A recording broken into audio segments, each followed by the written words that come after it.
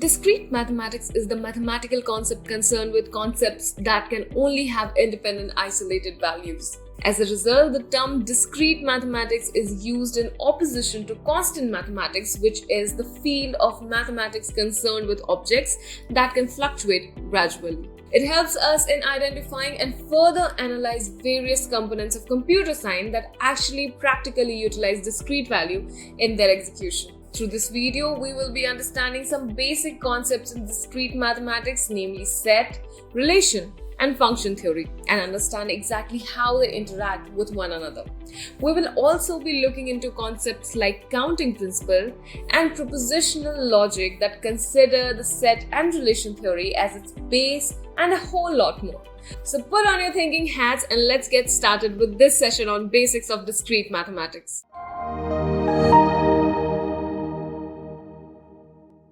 If you haven't subscribed to our channel yet, I want to request you to hit the subscribe button and turn on the notification bell so that you don't miss out on any new update or video releases from Great Learning. If you enjoyed this video, show us some love and like this video. Knowledge increases by sharing, so make sure you share this video with your friends and colleagues. Make sure to comment on the video for any query or suggestions and I will respond to your comments. Hello everyone. Welcome to a new course known as Basics of Discrete Maths. In this particular course, we'll be understanding what discrete maths is and how it helps us. Often students learning this course have a question: why are we even studying discrete maths? It's very simple. The basic components in discrete maths often help us in understanding the various advanced topics that we might be going through in any course that we're studying. This means that irrespective of the degree you're pursuing, if your field is computer science, various other higher level subjects such as networking, operating system based scheduling, AI, ML, and various other fields such as graphics are all dependent upon the basic discrete mathematics concept. Understanding the basic concepts of discrete mathematics will often help you better understand the hows and whys of the advanced topics that you might learn later in your degree. Thus, discrete mathematics is an important part of any computer science degree. Let us now look at what we're going to study in discrete mathematics. First, we'll be looking at what discrete mathematics actually is and a few of their applications in solving real-life problems. Next, we're going to look at set theory, which is often helpful in resolving scheduling problems and is also used in software engineering often in order to resolve any kind of resource problems. Next, we'll be looking at relations. Because of course, if any two sets would be related to each other or are in working with continuum with one another, there would be a relation between them. So what are those relations and how can they be resolved? Lastly, we'll be looking at functions because relations between any two sets are obviously based upon some functionality or the other. Thus, we'll be looking at all of these three components in tandem with one another so that we may better understand these concepts and how they're related to one another. So let's get started. With the introduction to discrete mathematics. Let us first look into what discrete mathematics actually is. Discrete mathematics is the branch of mathematics which is concerned with discrete or non-continuous values. In order to understand the difference between continuous and non-continuous values, let us take an example of two separate sets. Let the first set be a set of natural numbers, and let the second set be a set of decimal values. Consider any two adjacent values in natural numbers. On a number line, 3 and 4 are adjacent values.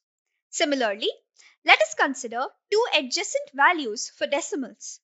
Say on a number line, 1.4 and 1.5 are two adjacent decimals. Observe these two and look at the difference between them. You will find that on the number line, between any two adjacent values in natural numbers, there are no other values available. This means that between two adjacent values, there are no intermediate values when we look at the set of natural numbers. Let us observe decimals on the other hand. In a number line, between two adjacent decimals, we would ideally have a set of infinite number of intermediate decimals. For example, 1.41, 1.42, 1.423, and so on and so forth. Thus, between two adjacent values in decimals, we will find a number of continuous values. Thus, a set of natural numbers is known to be discrete in nature, whereas the set of decimals are known to be continuous in nature. Other examples of discrete components are integers, logical statements, and graphs. Next, let us look at some of the real-life applications of discrete mathematics. Discrete mathematics, or DM as it's called many a times, consists of various branches. Many of these branches, in basic or advanced forms, help us in actually resolving real-life issues. For example, a branch of discrete mathematics known as graph theory helps us in resolving all kinds of networking and routing problems. It also helps us resolve power grid issues. The basic components here are very simple because the questions in both of these problems are similar to each other. How is a particular route supposed to be chosen? If there is traffic in one particular route, how do we reroute our cars in such a manner that we can get off of a traffic-laden area scotch-free? How many units are supposed to be supplied in any power grid? How many towers or lines have to be constructed in order to successfully supply sufficient amounts of power to various areas that are a part of the grid? All such issues can be resolved using graph theory. Next, logical processing can be resolved by using the concept of logic. Logical statements that provide us with yes or no answers, or 0 and 1 answers, or as we can call them true or false answers, often help with logical processing in computers. Now, these computers are any device that can compute or process. So they may be laptops, they may be desktops, they may be mobile devices. All of these have logical processing, and therefore all of these devices have the basic component of logical statement processing, which helps with higher level logical processings in them. Next, we've got graphics. In various graphics, we've seen object move from one place on the screen to another distinct place on the screen. These transformations are carried out by using a branch of discrete maths known as linear algebra, LA for short. Linear algebra is a branch of discrete mathematics that actually helps us in producing transformations such as translation, which is movement of one object from one place to the other, scaling, which is enlargement or shrinking of an object, and rotation of an object around one or multiple of its axes. There may even be transformations which are a combination of all of these various transformations. All of these can be implemented by using the concepts of linear algebra. Scheduling problems can often be resolved using graph shading or graph coloring as it's called, which is an advanced part of graph theory. Next, we've got password criteria designing, which uses components such as permutations, we're familiar with NPR, and combinations, which is NCR. All of these components actually help in determining how a certain set of characters should be arranged. These characters could be alphanumeric in nature or specialized. The arrangement and number of components in any of the passwords, the number and arrangements of these characters in any password will determine the strength or the weakness of a password, and this can be calculated by using permutations and combinations, another part of discrete maths. Lastly, we've got resource management.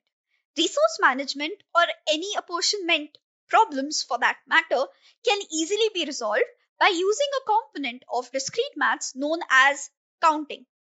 There are various counting rules and algorithms that are present within discrete maths which help us exactly determine how much should be allocated to what. Now, what the resource that needs to be allocated can be food, it can be stationery, it can be space. So, any kind of resource that needs to be allocated can be distributed between a certain set of people using our counting principles.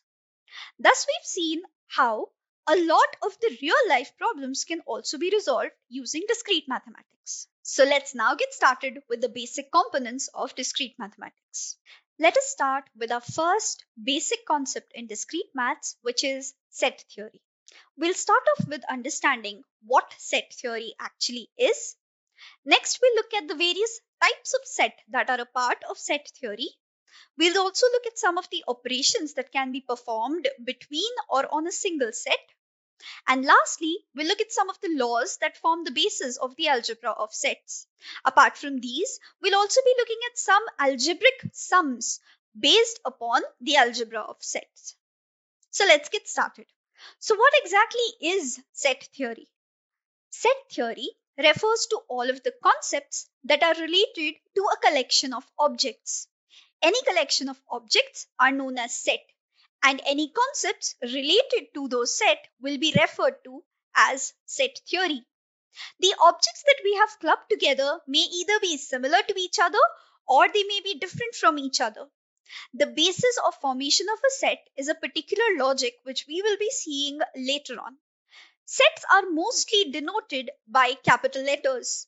The most commonly used capital alphabets for denotation of sets are A, B, C, P, Q, M, and N.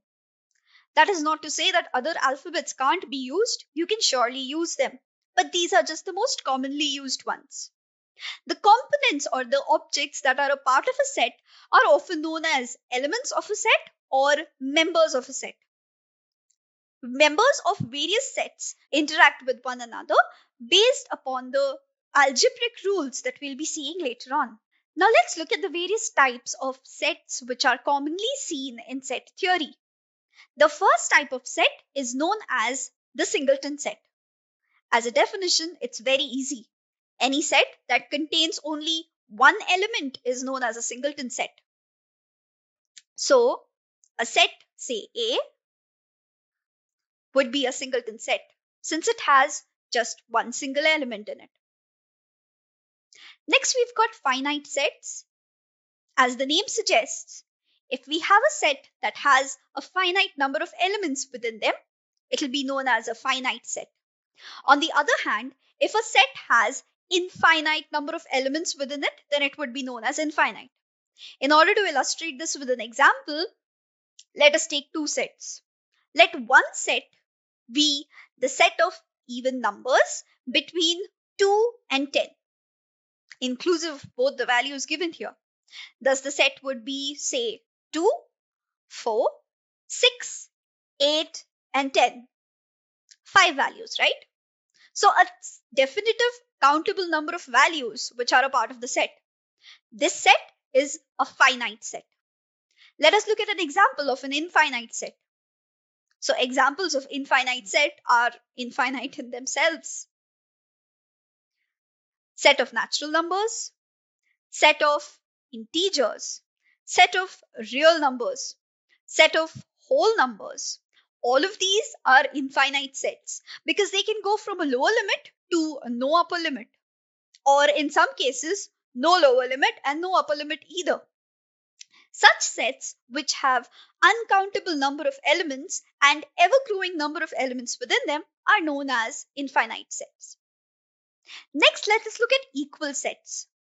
Equal sets are those sets wherein, on comparison, we've got the exact same element in both sets. Please note, the key word here is exact same elements. So the number of elements as well as the elements themselves have to be the exact same in both sets. The reason I'm saying this is because often equal sets are confused with equivalent sets. Please note that these two are not the same. Null set is often denoted by the value phi. A phi implies that there are no elements within the set. Another denotation of a null set would be the naming of a set followed by the writing of phi as an element within that set. This again means that there are no elements within the set. So the number of elements here basically would be 0. Next, let us look at subsets. Subsets refer to sets which are a part of another set. For example, if we have a set A and a set B, then A is a subset of B if A contains some or all the elements of B. Let us take an example for the same. Say set A is equal to 2, 4, whereas set B is equal to 2, 4, and 6. Observe that set A contains elements of set B. They might not be all the elements, they might be only some of them, but they do contain A. I'll repeat this. But A does contain some elements of B. Thus, we can say that A is a subset of B. Based upon subsets, we now have two other types of sets, namely the proper and the improper set. A proper set is such that if A is a subset of B, then A is never going to be equal to B. So any subset that is never equal to its superset would be known as a proper set. An improper set, on the other hand, is a subset of any set such that the subset may be equal to the set. Thus, we've got proper and improper sets. The last set we have is the universal set. The universal set is a parent set consisting of all the relevant subsets. Another way of defining this is that universal set is the parent set containing all of the subsets under consideration. Please make a note of this. The reason I'm emphasizing on this is because the universal set is different from what is normally known as a power set. We'll look at the difference now. A power set refers to the parent set of any and all sets that we might use in set theory. A universal set, on the other hand, is just the parent set of all of the sets currently under consideration. Let's take an example of set A and B. Say set A is equal to 1, 2, and 5, whereas set B is equal to 3 and 4. The universal set would be the set of numbers between 1 to 5, because that is what the complete parent set of A and B would be. On the other hand, the power set of A and B would be the set of all natural numbers. This power set does not necessarily only contain A and B sets within them. It might contain other sets too. On the other hand, the universal set contains only the set A and B, which are the two sets under consideration. That's the difference between universal and power set. So these are some of the various types of sets that are commonly used in set theory. Next, let's look at some operations on set. Given here are the 5 basic operations that are often performed between any two given sets. In order to understand these operations, we'll be using a concept known as Venn diagram. A Venn diagram is a very simple concept where each and every set is denoted using a circle, and any interaction between these sets are denoted using intersecting circles in this manner. The number of set define the number of intersecting circles. Thus here in this example, there are 3 intersecting circles as shown. Therefore, there are 3 sets involved here. Using the Venn diagram, any area apart from the sets involved is known as not a part of the set. Thus, Venn diagrams help us in actually visualizing sets as concrete elements instead of abstract concepts. So now using Venn diagrams, let's understand the various interactions that occur between any two given set because of these operations. For the purpose of this particular topic, let us take two sets as an example. Say set A and set B. As per Venn diagram, the two sets are interacting with each other. Thus, we'll have two intersecting circles shown on them. So the two sets here are A and B. Let's take the first operation given here, which is union. Union is an operation that is denoted by a symbol that looks like U. A union implies that all the elements of the two sets have to be combined together under one singular set. Thus, if a union operation is performed on A and B, it is denoted by A union B. And as per our Venn diagram, all the components of A will be combined with all the components of B in order to give a new set, which is a combination of the elements of A and B. Next, let us look at intersection.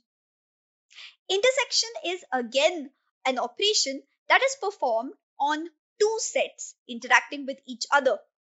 The symbol for intersection is an inverted U. Intersection between two sets is denoted as A intersection B. Let us look at the Venn diagram representation of the same. Let us consider two sets A and B. As per intersection, the intersection operator works in such a manner that it extracts the commonalities that are present between any two given sets. As we can see here, there is a certain section between the set A and B which are present in both set A as well as set B. That is what the intersection operation will give as a result. So, union operation actually helps us combine all the sets under operation into one single set, whereas the intersection operator is concerned with extracting the commonalities between all of the sets that are under operation. Next, let us look at the difference operator. The difference operator is denoted with a minus sign. Difference operator is non-commutative in nature. This means that the order of the set matters here. It is denoted as this: set A minus set B. As an example to understand exactly how the difference operator works, let us create a Venn diagram for the same. Suppose we have two sets A and B such that they are interacting with one another. A minus B denotes that we are supposed to take all the components of A but none of the components of B. What does this mean? It's actually pretty simple. It means we take all the components of A but none of the components of B. So as you can see, the intersecting area between A and B have been excluded. Why is that? Because that section is also a part of B. So that has been completely excluded because we take none of the B values or B elements here. So this is how the difference operation works. If we look at union and intersection, they're actually commutative in nature such that A union B would be the same as B union A. Similarly, A intersection B would be the same as B intersection A. On the other hand, difference is non-commutative, meaning that A minus B would have a different answer than B minus A. So be very careful while using the difference operator. Next, let us look at the complement operator. The complement operator or the negation operator is actually pretty simple, and it's one of those operators that work on a single set only. It is denoted in various ways. At times, it is denoted as an asterisk, a simple single asterisk, or in other cases, it could also be denoted by a tiny superscript of C. In any case, it means the same thing. Any element which is not a part of the set becomes a part of the complement of the set. For example, let us take a set C. Let C be contained in some superset P. So we've got a superset P and a set within it C. If we take the operator C dash or C raised to small c, both of these stand for the complement. Performing this operation will actually give us all of the values that are not a part of C. So any value not within the set C will be counted as a part of our complement of C. Lastly, let us look at symmetric difference. Symmetric difference is denoted in various ways. It could be denoted as a delta. It can be denoted as a minus symbol inside a circle, or it can be denoted as a plus symbol inside a circle. All of these mean the same thing, the symmetric difference. Again, symmetric difference is a binary operator, which means that it requires two sets in order to work. Let's take an example of set A and set B, our favorite two sets. So what is symmetric difference? In order to understand symmetric difference, let us take two sets A and B which are interacting with each other. One of the simplest ways of explaining symmetric difference is that it is a combination of union, intersection, and difference. As I write down this formula here, you might better understand it. Symmetric difference can be written as A union B minus A intersection B. This means that we are creating a union of A and B and then subtracting the commonalities between them. Whatever the result will be the symmetric difference. Let us look at it with different colors.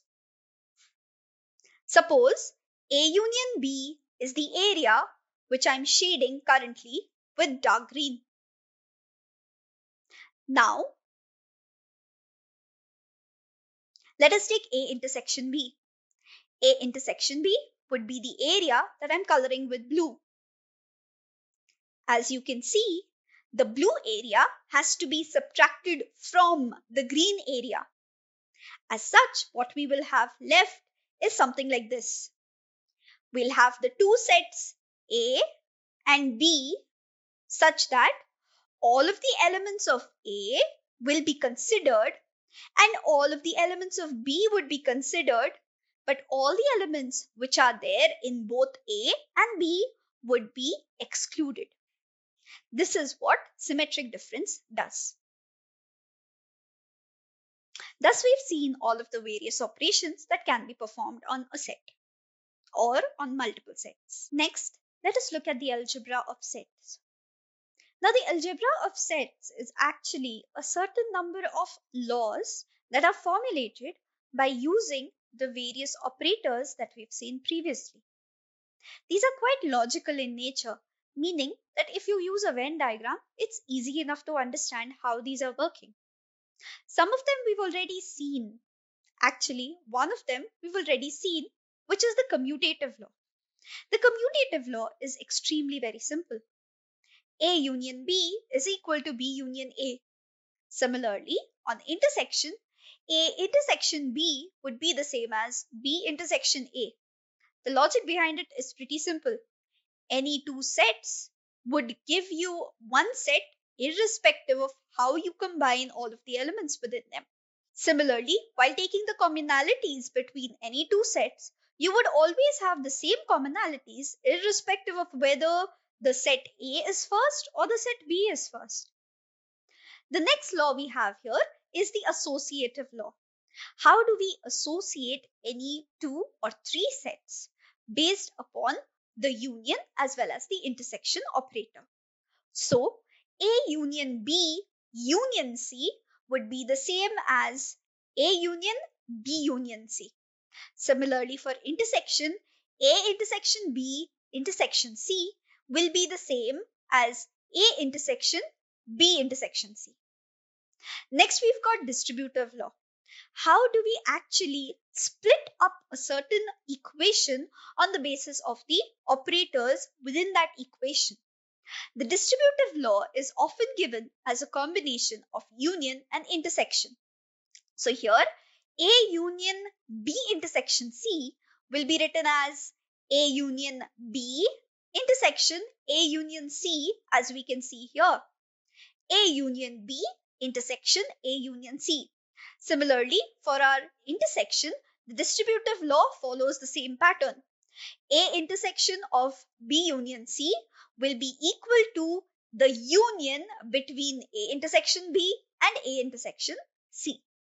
Next, we've got the identity law, which is based upon the union and intersection of any set with the union and intersection identity sets. Now, what is an identity set? From basic mathematics, we already know what identity values are. Identity values are all of those values that maintain the integrity of whichever other operand interacts with them.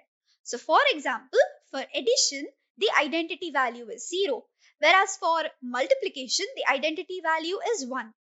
Adding anything with 0 will give back the same element. Similarly, multiplying anything with 1 would give us the same element. Similarly, the identity element for union is the null set. Union of anything with the null set will give back the initial value.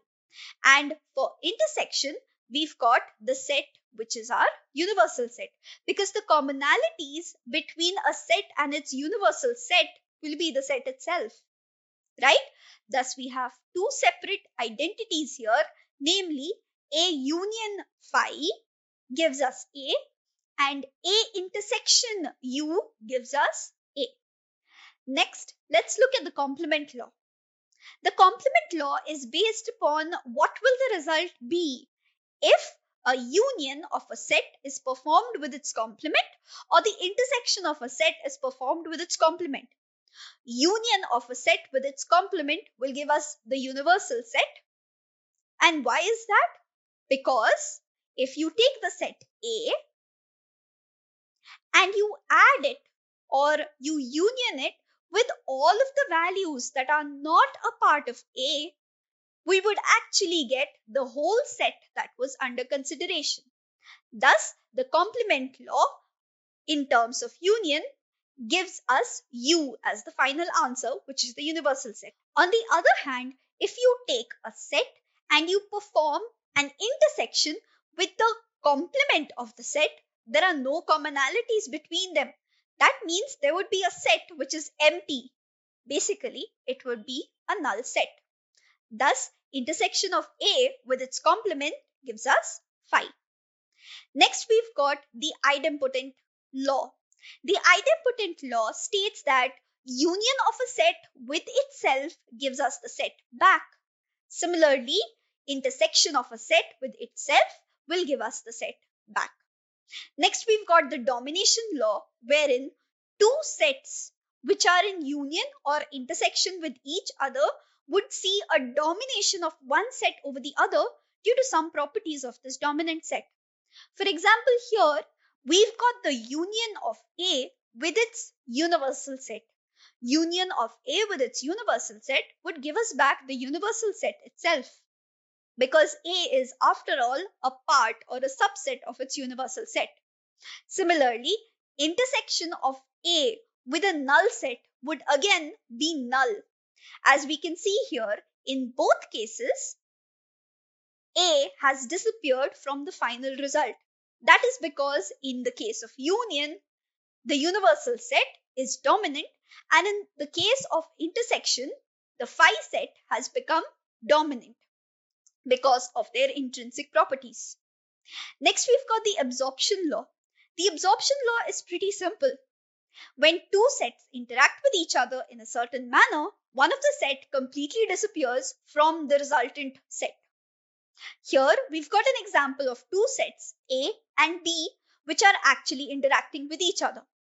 Let us understand the absorption law with an example.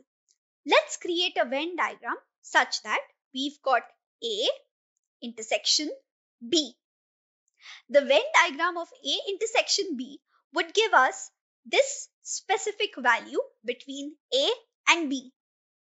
Next, let that particular set be unioned with A. If we union this particular set with A, we'll get back A. Why is that? Because that intersection is already a part of A. Unioning it with A will actually lead to complete disappearance of that part, and what will be left with us would be the whole set A. As you can see, we've got no components of B here involved. We've got a whole A set. That means the set B, which was initially there as a part of the equation, has now disappeared completely or has been absorbed into the equation itself, thereby giving the resultant set as only A. A similar Venn diagram can be created for the intersection part of the law also. Lastly, let's look at the De Morgan's law. The De Morgan's law is actually a combination of union with complement or intersection with complement. Let us understand the union identity of De Morgan's law with the Venn diagram. Consider a universal set U with two sets A and B inside it, which are interacting with each other. If we perform the operation A union B, this operation actually provides us with this particular area, as a normal union operation would do. Negation of A union B would provide us all of the rest of the elements that would be a part of U but are not part of A union B. That is shown as the blue shaded area. So now we've seen the exact area that is supposed to be the output of the De Morgan's law. Let us see if the union identity of the De Morgan's law's right hand side also provides us with the exact same output. Let us consider A dash. A dash will be shaded in orange. As you can see, A dash is all of the elements which are not a part of A. So any element which is not a part of A, including the set B, would be included within this A dash section. Similarly, the B dash section will contain all the elements which are not a part of B. This implies that the set A is also going to be a part of this particular B dash set. So as you can see, we've got two shaded colors here. We've got the purple lines and we've got the orange lines. Taking an intersection of A dash and B dash will actually give us the common area where we have both the orange as well as the purple lines. As you can see, the set A has only purple lines, whereas set B has only orange lines.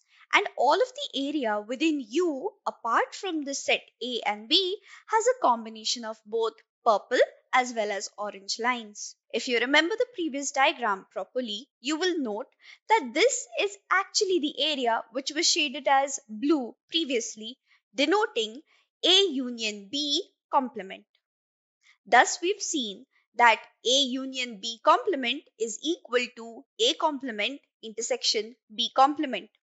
Thus, we've proven using the Venn diagram that the De Morgan's law for union holds.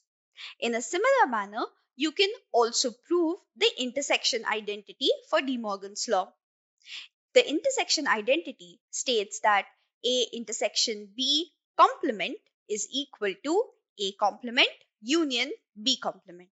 Let us now look at some of the sums which are related to algebra of sets. So suppose this is our first question. The question here is very simply stated. We've got three sets, set A, set B, and set C. And we need to find out what the value of A intersection B union C is. Let us first understand how we can resolve this question. It's a pretty direct question based completely upon the distributive property. The distributive intersection property, to be specific. As per the distributive intersection property, A intersection B union C can be resolved by distributing based upon the operators here.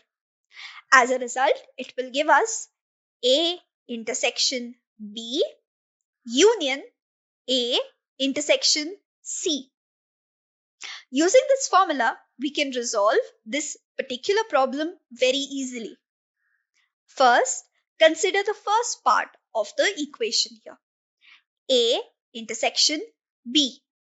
Considering the two sets A and B, when we try to find out what the intersection between them is, we find that the intersection between A and B is null. Why is it so? Because there are no common elements between the set A and the set B. Next, we'll try to find out A intersection C. When we try to find out the commonalities between A and C, we find that again A intersection C is equal to null, because there are no commonalities within the elements of the set A and C. As a result, unioning the two elements given here, we get the final answer as null. As a result, we can say that A intersection B union C for this particular example is equal to an empty set. Next, let us look at the second question as stated here. Let there be three sets, set A, set B, and set C. Using these three, we need to find out the union of A with its universal set. Now, as per our laws in algebra of set, we know that A union U is going to give us U itself. This is due to the domination law under union. The issue here is not how to resolve this. The issue would be, how do we find the universal set? Finding out the universal set is very simple if we remember the definition of universal set. As we already know, universal set is the set containing all of the sets that are currently under consideration. So the parent set of the sets currently under consideration would give us our universal set. So let us see what U actually is. Consider the three sets given here, set A, B, and C. Put all of the elements of set A, B, and C into one single set. Please make sure that you do not repeat elements. If they've occurred once, leave them in as is and do not repeat them. Consider set A. 3, 5, and 6 have never been repeated. So we've included them into the new set as is. Next, consider set B. The first element in set B, 5, has already been included in the new set. Ignore it for now. Next, we've got element 9 and 8, which have not previously been included in the set. Do so. Lastly, we've got set C, which has three elements, 1, 5, and 9. The first element 1 has not previously been included in the set. Included. 5 and 9 already exist in this set. As a result, we're ignoring them. This becomes our universal set. As a result, while carrying out the operation A union U, our answer would be 3, 5, 6, 9, 8, and 1, which is actually the universal set. Lastly, let's look at this third example for algebra of sets. Let there be a universal set which contains elements from 1 to 9. Let A be a subset of this universal set containing 4, 7, and 9, and let B be another subset of the universal set containing 5, 3, and 2 as its elements. What we need to find out is A complement intersection B complement. This actually looks pretty familiar to one of the formulae or laws that we've already seen in algebra of set. That is the De Morgan's law. As per De Morgan's law, A union B's complement is equal to A complement intersection B complement. So a simple way to find out A complement intersection B complement is to find out A union B and complement it. Let's find out what A union B actually is. A union B is equal to all the elements of A with all the elements of B in a non-repeating manner. Complementing this would actually give us all of the elements that are a part of U but are not a part of A union B. Therefore, A union B complement will be equal to 1, 2 and 3 are a part of A union B. 4 is also a part of A union B. 5 is a part of A union B. 6 is not a part of A union B, thus it will be included into the set. 7 is again a part of A union B. 8 is not a part of A union B. And 9 is also a part of A union B. Thus, our complement of A union B becomes 1, 6, 8. And that is what A dash or A complement intersection B complement actually is. Thus, we've seen 3 examples of how algebra of sets, I'll repeat this. Thus, we've seen 3 examples of how laws within algebra of sets can be used to resolve set-based problems. Thank you. Hello, everyone. Let's start with the second concept in our series for Basics in Discrete Mathematics with the topic of relations. Relations are an important concept of discrete maths because its applications are often seen in subjects such as functional analysis, which is a very important part of any kind of environment building. Functional analysis is actually a pretty simple way of trying to understand how a certain variable works in a microenvironment and then extrapolating and predicting its behavior in a macro environment. Thus, relations in coordination with sets. In this particular session, we're going to understand what binary relations are, what are the components of binary relations, and how do they work with one another. We're also going to look at the different types of relations that are commonly utilized within set theory. Next, we're going to look at the closure properties that are a part of relations, wherein we'll see how a relation can actually be closed on 3 different levels. Next, we've got a specialized type of relation known as equivalence relation and partial ordering relation. Why they are special and how they are special will be seen and illustrated with the help of some examples. So let's get started. A binary relation, often known just as relation, is actually just a connection between any 2 elements of 2 separate or the same set. Now, what do we mean by separate or the same set? The reason behind this term, separate or same set, is actually because relations can either exist between 2 different sets or they can exist within the set itself. So that means the relation would be from the set to itself. Let us understand this with an example. A relation, often known as R, is defined by some functionality passing from one set to another such that one element of set A is in relation with one element of set B. Thus, we say that there is a relation between 2 separate sets. Similarly, a relation R can be defined as going from set A to itself such that both x and y are part of the exact same set.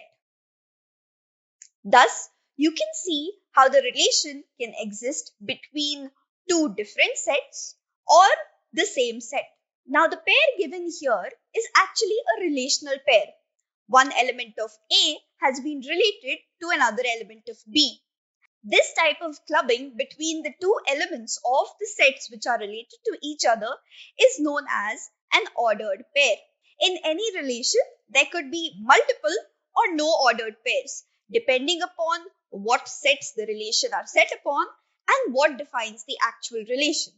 At the end of the calculation, the answer for any relation that we obtain is going to be a series of ordered pairs. This series of ordered pairs would be a subset of the Cartesian product of the two actual sets on which the relation is acting. Let us understand this with an example. Let there be a set A such that A contains the elements A, B, C, and D. Let there exist another set B such that B contains the elements 1, 2, and 3. Let there exist a relation between A and B such that each and every element of A has to be matched up with a similar positioned element on B. What we're essentially going to do here is that we're trying to match up all of the A's with the 1s, the B's with the 2s, the C's with the 3s, and so on and so forth. Why is that? Because the relation that we've defined is actually saying that the positions of the elements must be the same, not that the values must be the same. So in their own set of alphabet or numbers, if the position of that element is the same in relation to the other elements, then we're simply going to match them up and put them in the relation. In order to understand this, let us first take the Cartesian product of set A and set B. Now, what is a Cartesian product? Cartesian product is just a pairing of every element of one set with every element of the other. In this example, we've got element A, B, C, and D, and we're supposed to pair them up with 1, 2, and 3. This would provide us with a Cartesian product. Thus, the Cartesian product of set A and B, denoted by the cross symbol, would look something like this, wherein each element of set A has been related to each element of set B. There is no discrimination here. Every element of set A has to be linked with every element of set B. But in a relation, that is not possible because there are certain guidelines that have to be followed while we are actually setting up the relation. Now let us look at what would possibly be the answer when we look at the relation. We can see that A can only be clubbed with 1. The reason behind that is because A and 1 are similar to each other such that the position of A in alphabets is the same as position of 1 in natural numbers. Next, if we take element B, B will be related to 2. Next, taking element C, C would be related to 3. Next, element D does not have any corresponding elements in set B because there is no 4 in B. Thus, there are no similar positioned objects in the other set and thus D will not be included in the relation. Thus, we find that our relation R is actually equal to A1, B2 and C3 ordered pairs. If you observe closely, there is a difference between A cross B and R. Obviously, the most obvious difference here is the number of elements within them. But observe closely. Every ordered pair that is a part of R is actually also a part of A cross B. We've got A comma 1, we've got B comma 2, and we've got C comma 3, all which are a part of A cross B. Thus, we can say that every relation is actually a subset of the Cartesian product of its parent set. Let us now look at the next topic, which is types of relations. There are multiple types of relations in relation theory. We'll be looking at the examples of some of these later on in the course. First, let us understand exactly what these relations are. First, we have the universal relation. The universal relation is such that if the relation is defined on set A to B, then the relation will actually contain the Cartesian product of A and B. So all of the ordered pairs that would be a part of A cross B would actually be a part of the relation. As a result, this relation is also known as a full relation. Next, we've got the empty relation. The empty relation, say R, going from a set A to B, is actually a type of relation that has no ordered pair within it. Since the ordered pair given inside is phi, and we already know that phi stands for null, we can actually denote it as this, that the relation has null number of ordered pair within them. This means that there are zero ordered pairs. This is what an empty relation is. Next, we've got the identity relation. An identity relation is one in which one set is related to itself. So R, which is an identity set, is defined from A to A itself. So the actual relation would contain ordered pairs of the type A, A for every small a that belongs to the set given here. Next, we've got the reflexive relation. A reflexive relation is a specialized type of relation wherein we've got the relation defined from A to another set B.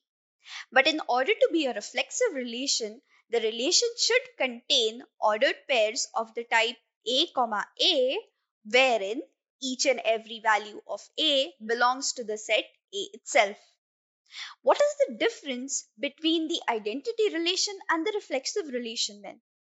There is only one very small difference. Note that here the identity relation is going from A to itself, whereas the reflective relation is going from A to B. Moreover, in an identity relation, there would be no other ordered pairs apart from the AA pairs. On the other hand, in the reflexive relation, there would be other ordered pairs apart from the AA pairs given, because after all, we need to account for the set B also. So that is the difference between the identity and the reflexive relation. Next, let's look at irreflexive relation. An irreflexive relation is actually the opposite of the reflexive relation. The reflexive relation says that there has to be ordered pairs of the type A, A. The irreflexive relation, on the other hand, says there should be no ordered pairs of this type in the relation. There could be other ordered pairs as we have in reflexive, but there should be no AA ordered pairs. Again, this relation is also defined from A to set B. Next, we've got the symmetric relation. A symmetric relation, again, is defined as a relation passing from set A to set B such that the relation would contain ordered pairs of the type x, y. And if such an ordered pair exists in the relation, then it stands to reason, as per symmetric relations, that an ordered pair of the type y, x would also belong to the relation. Please make a note of this. This is important in understanding exactly what symmetric relations are. If x, y ordered pair exists in the relation, then y, x ordered pair should also exist within the relation. Next, let's look at the antisymmetric relation. As we've seen, with a reflexive relation, we've got an irreflexive relation. Similarly, with a symmetric relation, we've got an antisymmetric relation. The definition of antisymmetric relation, however, is slightly different. There are two conditions for any relation to be antisymmetric in nature. The first condition is that if we have an ordered pair of the type x comma y, then there should exist an ordered pair of the type y comma x such that x and y are equal to each other. This is the first condition. Secondly, if in case y and x are not equal to each other, then we should only have x comma y, and y comma x should ideally not belong to the relation. Please be very careful while remembering these two conditions of antisymmetric. We are going to see an example of antisymmetric relations later on in the course.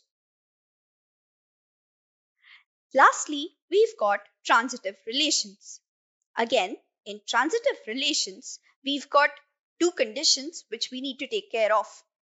A transitive relation is one where if we have an ordered pair of the type A comma B and we've got an ordered pair of the type B comma C, then it stands to reason that we should have an ordered pair of the type A comma C. It actually sounds a lot similar to our transitivity relation, wherein if A is equal to B and B is equal to C, then it stands to reason that A equal to C. The transitivity relation is actually stating something like this. So if the two ordered pairs AB and BC belong to the relation, then AC also belongs to the relation. The second condition is slightly different. The second condition says that if A comma B exists in a particular relation and there is no B comma C given in the relation, then the relation is still termed to be a transitive relation. So please make a note of these two conditions. Firstly, if we have two ordered pairs of the type A comma B and B comma C, then we need to have an ordered pair of the type A comma C. Then the relation is said to be transitive. On the other hand, if we have an ordered pair of the type A comma B, but no ordered pair of the type B comma C, thereby giving no ordered pair of the type A comma C, then this particular relation is still said to be a transitive relation. A doubt some of you might have is, what happens if you've got A comma B and A comma C, but no B comma C? Since there is no relation between A comma B and A comma C, we will consider A comma B as a part of the second condition and consider it as transitive in nature. Thus, we've seen the different types of relation and their definitions. Let us now look into the closure properties of relations. What are closure properties? So, it's a concept wherein if a relation is not something, we make it into that. There are three actual types of closures that we often see within relations. We've got the reflexive closure, the symmetric closure, and the transitive closure. So what this basically means is that if a relation is not reflexive, we will try to make it reflexive. Similarly, if a relation is not symmetric or not transitive, we will try to make them symmetric or transitive. Now, how do we make them into what they aren't? It's very simple. We simply attach an ordered pair. Attaching ordered pair of a certain value will obviously make the relation reflexive or symmetric or transitive based upon what kind of ordered pairs are added to the relation. The ordered pairs that have to be added should be minimal in number. This is very important to remember. They should be the most minimum number of ordered pairs that can be attached in order to convert a relation from non-reflexive to reflexive, or from non-symmetric to symmetric, or from non-transitive to transitive. Let us first define these closures. If a relation R is such that it is non-reflexive in nature, then how do we provide a reflexive closure? It's very simple. Simply attach an ordered pair of the type A comma A, where A belongs to the set which is a part of the relation. Similarly, how do we change a relation which is currently non-symmetric into a symmetric relation? If there are any ordered pairs of the type A, B, attach corresponding ordered pairs of the type B, A, wherein A belongs to the set A and B belongs to the set B of the relation itself. Lastly, how do we convert a relation which is not transitive in nature into a transitive relation? For every ordered pair A, B and B, C, attach a corresponding ordered pair of A, C. This needs to be carried out iteratively till we don't have all of the ordered pairs in this form. As a result, any relation which is currently not reflexive, not symmetric, and not transitive can be converted into reflexive, symmetric, and transitive. Let us look at this with an example. Let this be our example under consideration. It's a simple example having a set A and a relation R such that we've got the relation going from the set to itself. The relation R has a set of ordered pairs within them. As we can see from the definition of reflexive, symmetric, and transitive sets, this set is neither reflexive, nor symmetric, nor transitive at the moment. First, let us try to make this set into a reflexive set. It's very easy to convert any set into reflexive.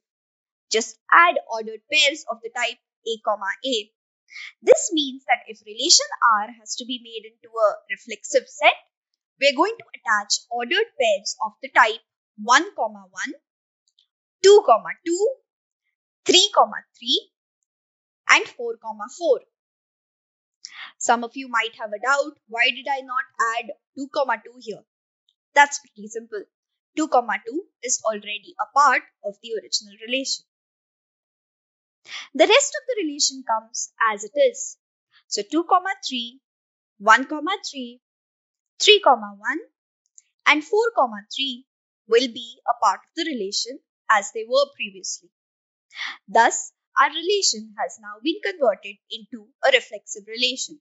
Next, let's look at how we can convert this particular relation into a symmetric relation. In order to have a symmetric relation, let's call it RS, we need to ensure that for every ordered pair A, B, there exists a corresponding ordered pair of B, A. Let us see how we can do that. Consider the first ordered pair here, 1, 1. If this is considered as A, B, then B, A would also be 1, 1. This is true for every reflexive ordered pair. Thus, 3, 3, 4, 4, and 2, 2 will be written as they are. Next, let's look at the ordered pair 2, 3. In order to be symmetric in nature, there needs to exist an ordered pair 3, 2. As it does not already exist in our relation, let's add that. So we've got 3, 2 as an ordered pair to correspond to 2, 3, which already exists in our relation. Next, we've got the ordered pair 1, 3. 1, 3 has its corresponding symmetric pair 3, 1 already existing in the relation. Lastly, we've got the ordered pair 4, 3 as a part of our relation. 4, 3 again does not have a symmetric ordered pair for it. So we're going to attach it as 3, 4. Thus, the relation has now been converted into a symmetric as well as a reflexive relation. Lastly, we're going to look at how we can actually convert a relation into transitive closure. Converting a relation into transitive closure is actually simple. It's just a constantly iterative method. As such, we need to be very careful while attaching transitive ordered pairs into closures. In order to actually understand how transitive ordered pairs work, let us look at the example given here. If we've got the first ordered pair 1, 1 and we've got a corresponding ordered pair 1, 3, We will then have an ordered pair for transitivity such that it would be 1, 3. What we need to understand here is very simple. If this is A and this is B, and this ordered pair has B and C, then the final ordered pair for transitivity should have terms A and C. This is how we're supposed to identify all of the elements that may be a part of transitivity. Let's take another example. Let's consider the set 1, 3 and its transitivity match 3, 4. If we consider this as A, this term as B, then this term becomes B and this term becomes C. Thus, our transitivity ordered pair ends up becoming 1, 4. Observe closely. 1, 4 does not exist in the given relation here. So what do we need to do? We need to attach this new ordered pair in order to make this whole relation transitive. This particular calculation has to be performed in an iterative manner for each and every ordered pair in our relation. In the end, what we get is the transitive closure. Let us take one last example here to better understand transitivity closure. Let us consider the set 1, 3 with 3, 1 and the set 1, 3 with 3, 4. Thus, as we can see here, this is the transitive relation after closure.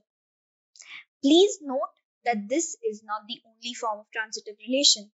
More iterations can be carried out later on in order to see whether this particular transitive relation is really in closure or not. An important point to remember here is that if we achieve reflexive closure, symmetric closure, and transitive closure all in any relation, then that relation is said to be in equivalent closure and is denoted by R raised to star. Let's go on to the next topic, which is equivalence relation. Now, as per the definition, we already know that an equivalence relation is one where the relation is reflexive, transitive, as well as symmetric. If any relation has all of these three different properties within it, then the relation is said to be equivalent in nature. Let us understand this concept with a practical example of a set in a relation and how we can determine whether that relation is equivalent relation or not. Let us consider this simple example as our first example. As we can see here, we have a set A such that A consists of elements 1, 2 and 3. Next, we've got a relation R on this set A such that R contains all of these ordered pairs. Let us see whether these elements are reflexive, symmetric, or transitive. First, let us look at whether these elements are reflexive. A relation would be reflexive if there exists ordered pairs of the type A, A for each and every element that belongs to the set under consideration. This is seen here. As we can see, there are three elements 1, 2 and 3 in our set. For all of these three elements, we have ordered pairs of the type 1, 1, 2, 2 and 3, 3. Thus, we can say that the relation R is reflexive in nature. Next, let's look at whether this particular relation is symmetric or not. As per symmetricity, we know that for every ordered pair A, B, there should exist a B, A such that A and B both belong to the actual sets that are under consideration in the relation. Let us see if that is satisfied here. We've got an ordered pair 1, 1. Its symmetric would be 1, 1 again. This is true with all of the reflexive ordered pairs. Let us check a non-reflexive ordered pair.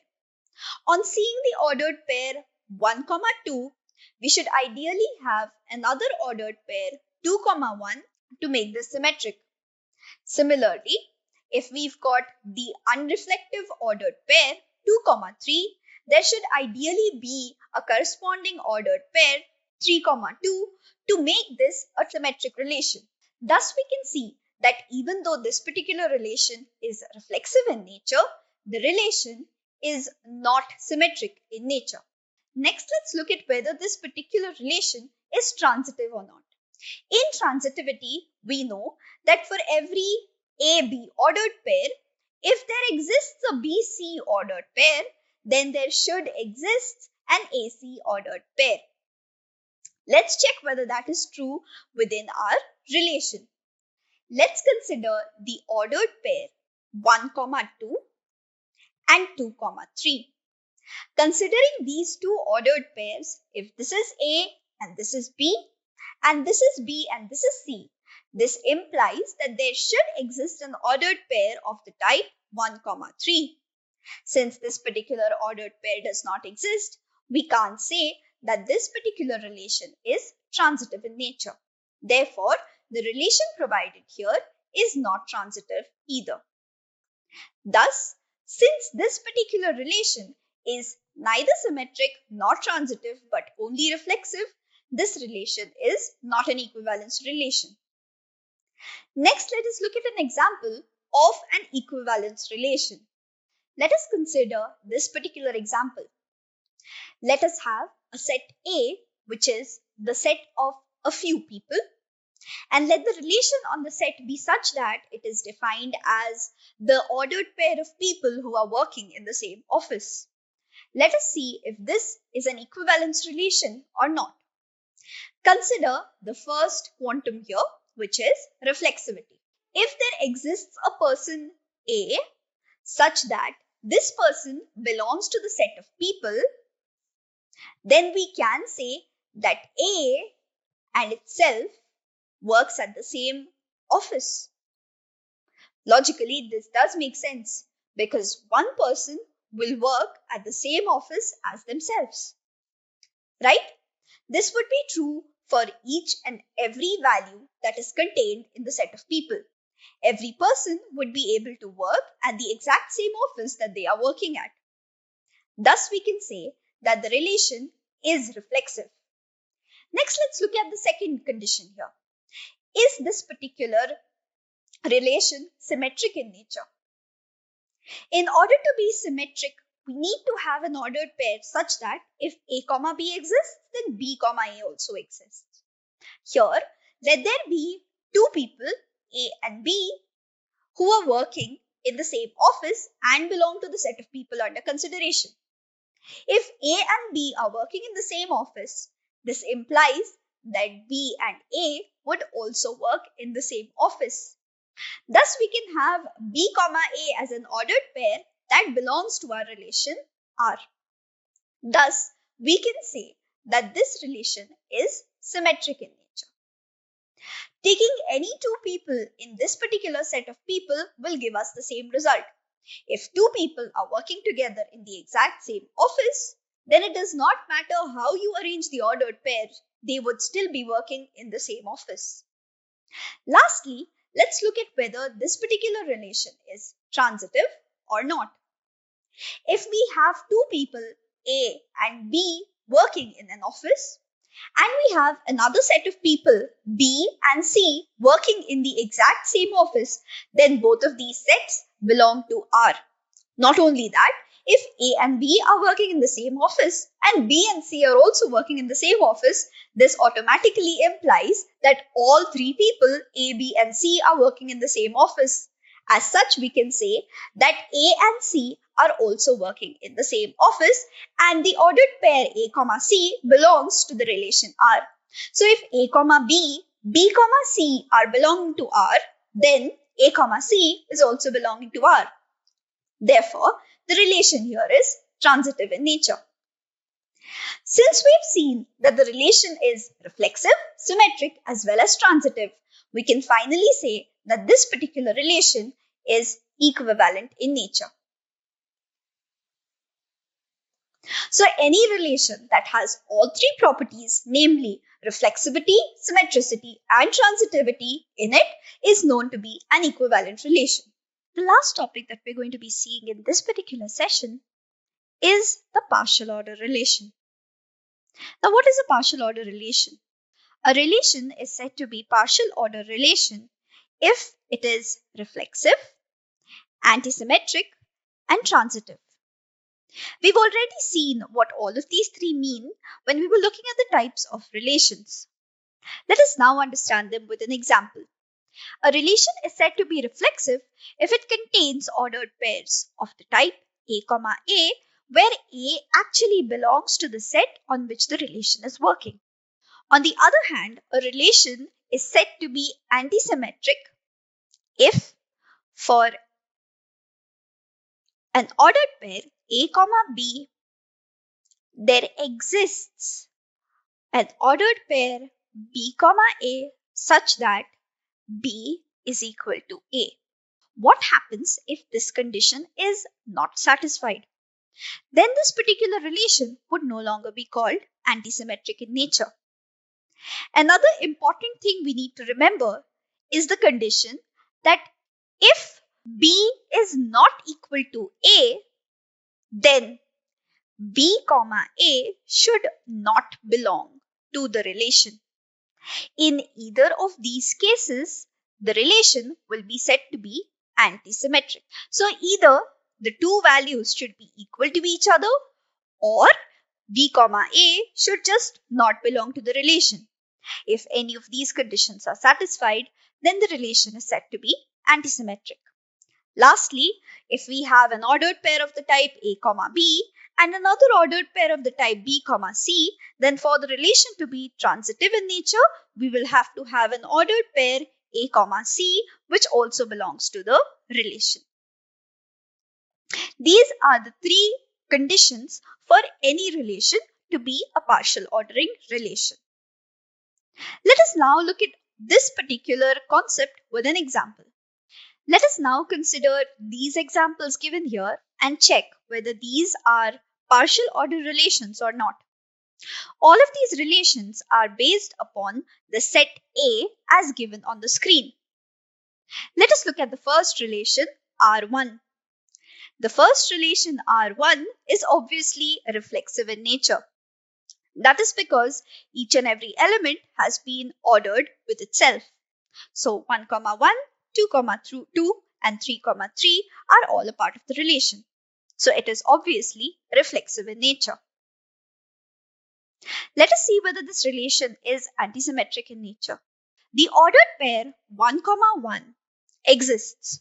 If we consider this as A and B, then BA would be 1, 1. Both of these ordered pairs exist in our relation.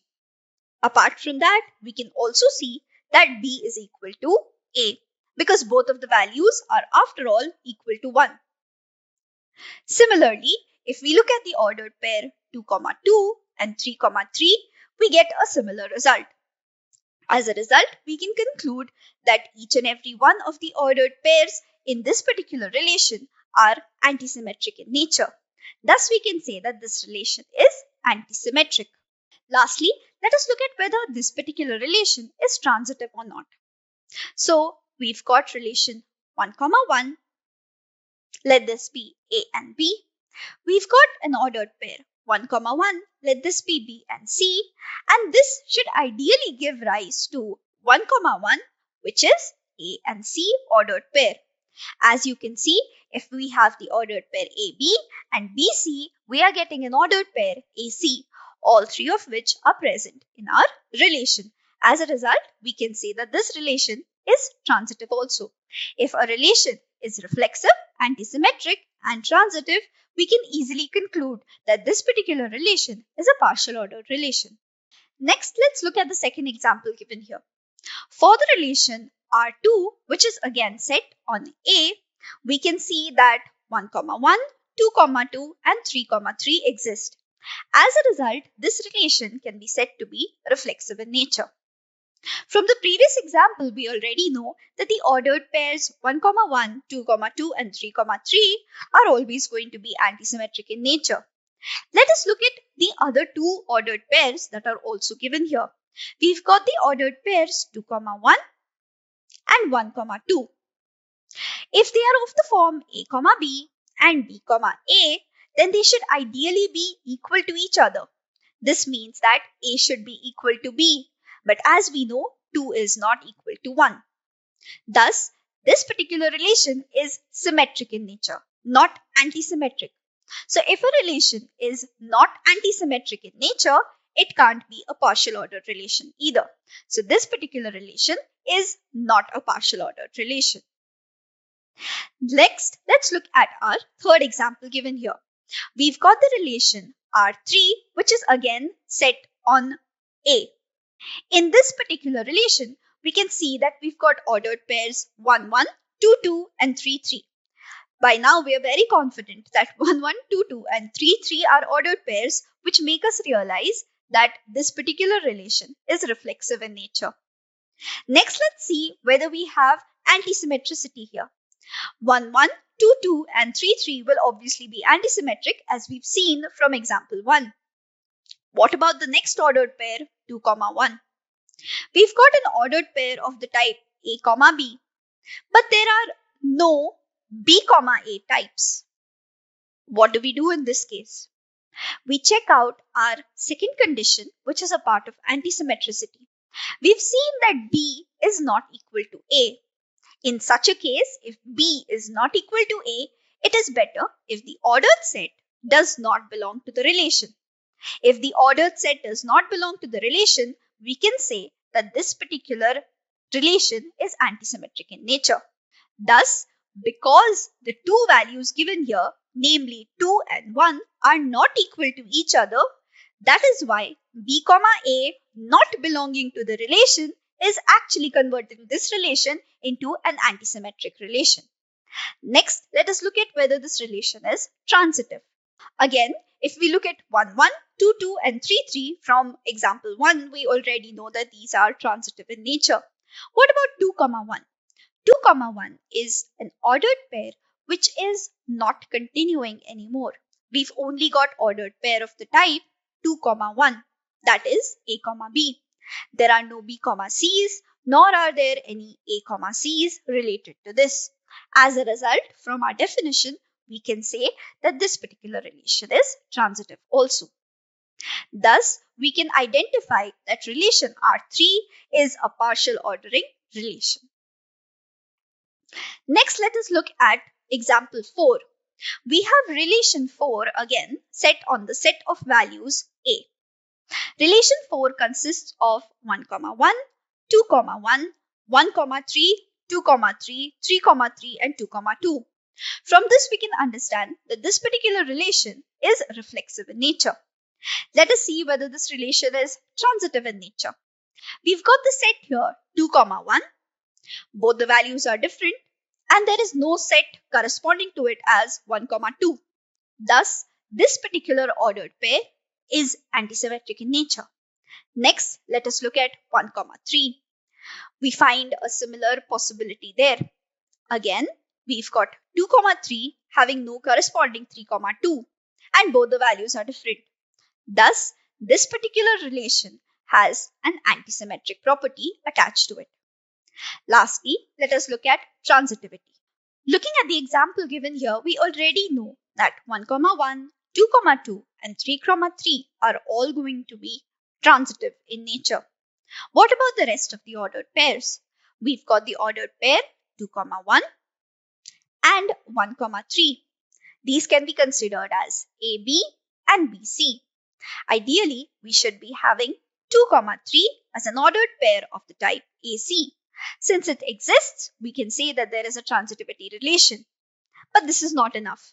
We need to check for all of the ordered pairs available here. Checking for 1, 3. 1, 3 can be matched up with 3, 3.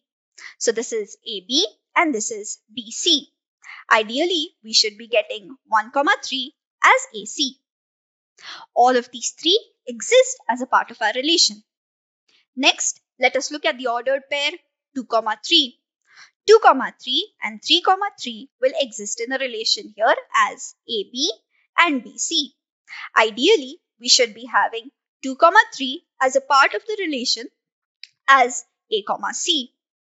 All of these three ordered pairs exist in the relation. As a result, we can say that each and every ordered pair here in this relation has a transitive nature. Since all the ordered pairs are reflexive, antisymmetric, and transitive in nature, we can say that relation 4 is a partial order relation. Hello everyone, welcome to the session on functions. In our early schooling days, we've learned various functions. Some functions such as quadratic functions, we've learned functions such as polynomial functions. We've also learned functions like trigonometric or rational functions. So in this session, we're actually going to see what these functions are. Now, functions are a very important part of either normal or discrete maths. This is because functions are generally a formation of calculations that take a certain input and provide us with an output for it. So let's get started. In this session, we're going to understand exactly what functions are and what are its components. After understanding that, we're going to look at the most commonly used types of functions. There are 5 types of functions as we'll be seeing ahead. Next, we're going to look at a specialized type of function known as identity functions. Furthermore, we will then be looking at what a composite function, or it's also known as composition of functions, actually means. How can they be worked through and what are the complexities there? Lastly, we'll be looking at some of the most commonly used mathematical functions that are often translated into programming languages. So let's get started. So as we've already seen, relations are actually the relationship between two different sets that we might have under consideration. Functions are a specialized relation. This means that the function will inherit all of the qualities that were there within relations. This implies that functions would have a certain set of inputs, and these inputs would actually help us generate outputs. Furthermore, while looking at relations, we've seen something known as ordered pairs. Functions carry forward these traditions of ordered pairs. Now, we'll often see functions denoted by small alphabets. These alphabets commonly used are F and G. Again, as we had in relations, we may use other alphabets too, but these are the most commonly used ones. Also, please note that while relations are denoted by capital letters, functions are specifically denoted by small letters. The mapping of function is also created from one set to the other. As a result, you'll often see functions defined as the notation of the function under consideration, such that it is on set A going to set B. This notation is often followed by a description of what the function is trying to perform. Let us understand what these A and B actually stand for. Consider a set A. Since the arrow is pointing from A to B, we can say that the set A acts as the set of inputs and the set B are the set of outputs. As a result, we have 3 components in functions. 3 components. But I just denoted 2 here. Yes, it's 3 components. Let us look at the various components here. First, we've got the domain. The domain is actually the set of possible inputs that can be provided for the function. It basically means that in this function given here, A is the domain, since it is the set of possible inputs. Next, we've got the set of possible outputs.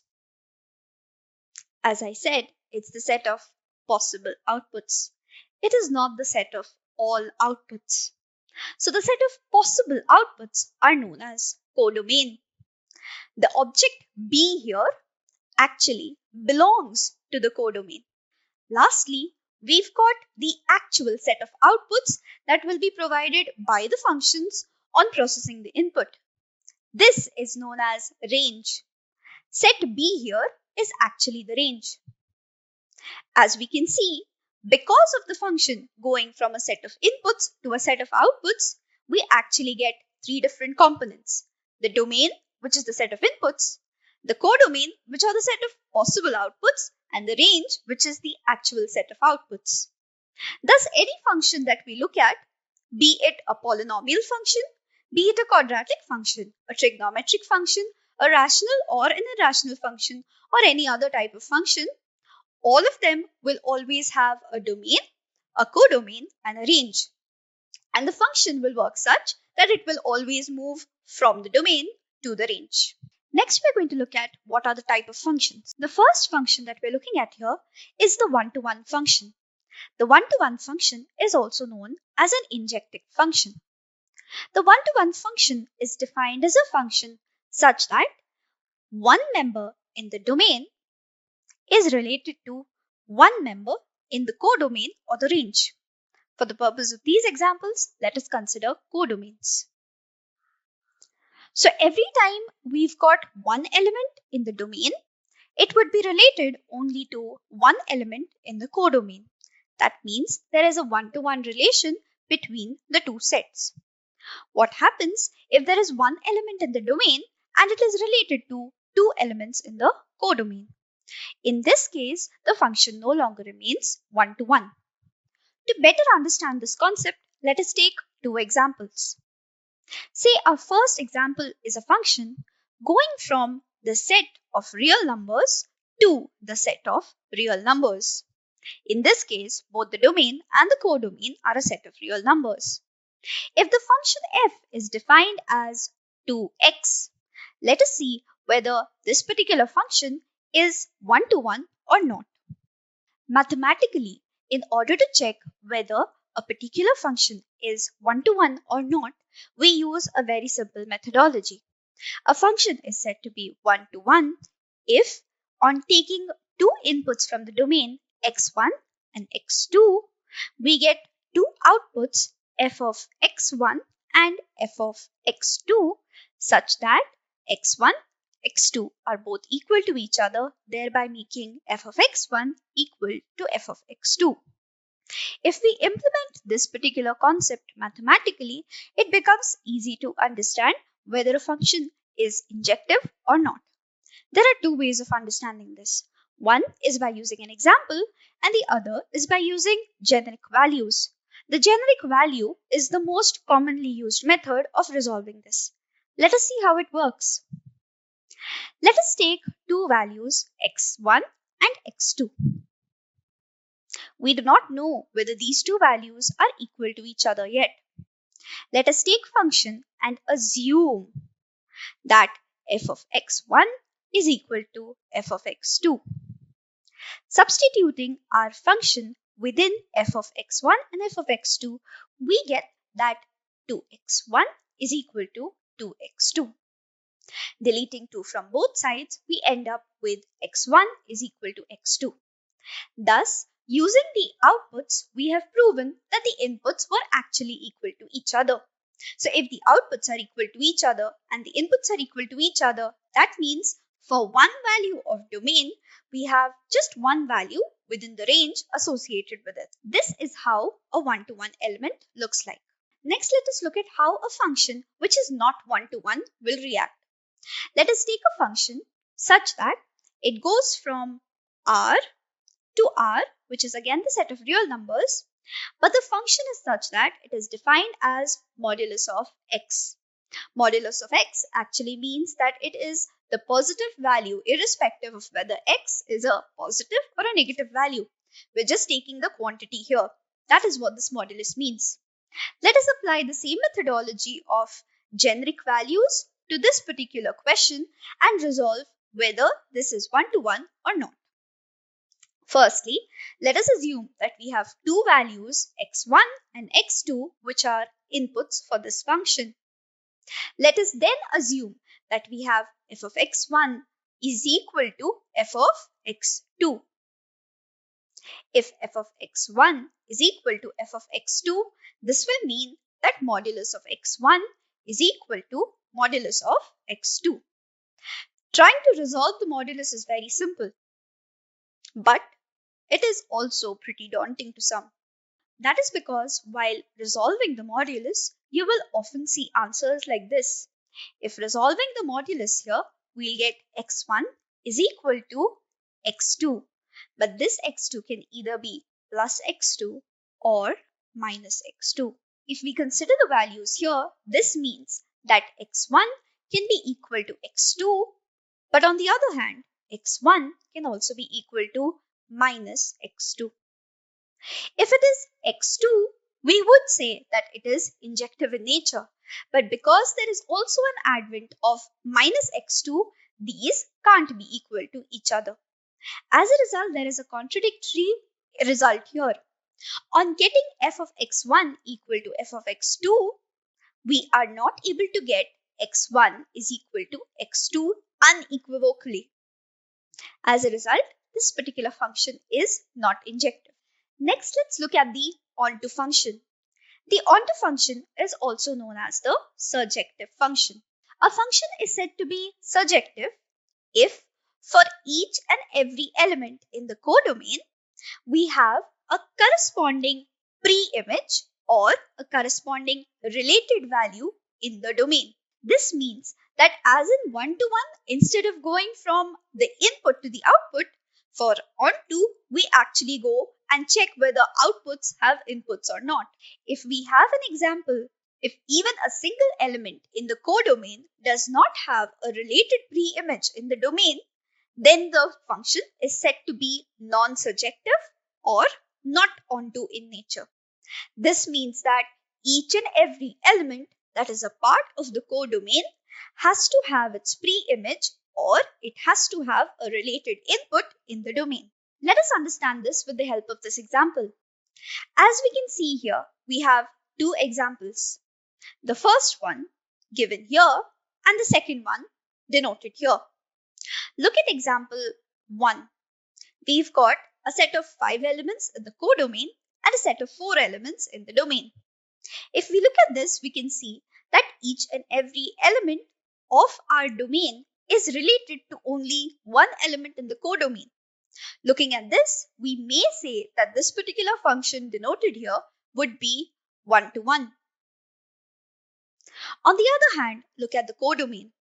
As you can see, there is one element 5 which does not have any related element in the domain. This is where we can say that this particular function is not onto. That is because we have one element in the codomain which does not have a pre-image or a related element in the domain. Let's look at example 2 on the other hand. Here we've got two elements of the domain B and C which have two elements related to them in the codomain. As a result, the function here is not a one-to-one or not an injective function. On the other hand, let's look at the codomain. Each and every element in the codomain is actually related to any one element at least within the domain. This means that there is no such element which does not have a pre-image in the domain. Thus, this function can be called an onto function. Let us also understand this with an example, a mathematical one that is. Let's consider a function f such that it moves from set of real numbers onto another set of real numbers. Here, let the function be defined as modulus of x. As we already have seen in the previous video, modulus of x is not an injective function. Let us now check whether it is a surjective function. If we look at our codomain, we've got a set of possible values as the set of real numbers. These real numbers would be negative integers, positive integers, decimals, rational numbers, irrational numbers, and all the values in between. Till they are not imaginary, they would be a part of the set of real numbers. Let us take one single example of a real number that ideally is a part of the codomain. For example, let us take minus 2. Minus 2 is a part of the codomain. The question here is, can it be an output of any function? As we know, modulus of x is such that it will always give us a positive answer. That is exactly how the operator works. Irrespective of whether the value given to it is positive or negative, it will provide us with a positive answer. Minus 2 being an answer is not possible. since it's a negative number. As a result, all the set of negative integers, whether whole or decimal based, will never be considered as a part of output. As a result, all of these values will be the values which do not have a pre-image in the domain or do not have any related inputs, even though they are contained within the set of possible outputs. Thus, this particular function here, modulus x, actually is not surjective in nature or is not onto in nature, because all the negative values that are there as a part of the codomain will never have a related input in the domain. Let us look at another example here. Say we have a function g such that it goes from set A to B, where set A is defined as r minus 2 and set B is defined as r minus 1. So that means our domain cannot contain 2 and our range can't contain 1. And let g be defined as the function, say like this, wherein f of g is equal to x minus 1 upon x minus 2. Let's see if this is a surjective function or not. Let's consider g of x as a value y such that this particular value belongs to our codomain. Thus, looking at this particular function, we can say that y is equal to x minus 1 upon x minus 2. Next, let us rearrange this a bit. So we get y into x minus 2 is equal to x minus 1. Opening up the bracket, we get xy minus 2y is equal to x minus 1. Club together all the terms containing x and all the terms containing y.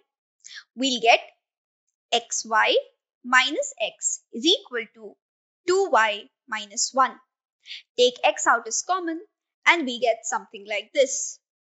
This means that x is essentially equal to 2y minus 1 upon y minus 1.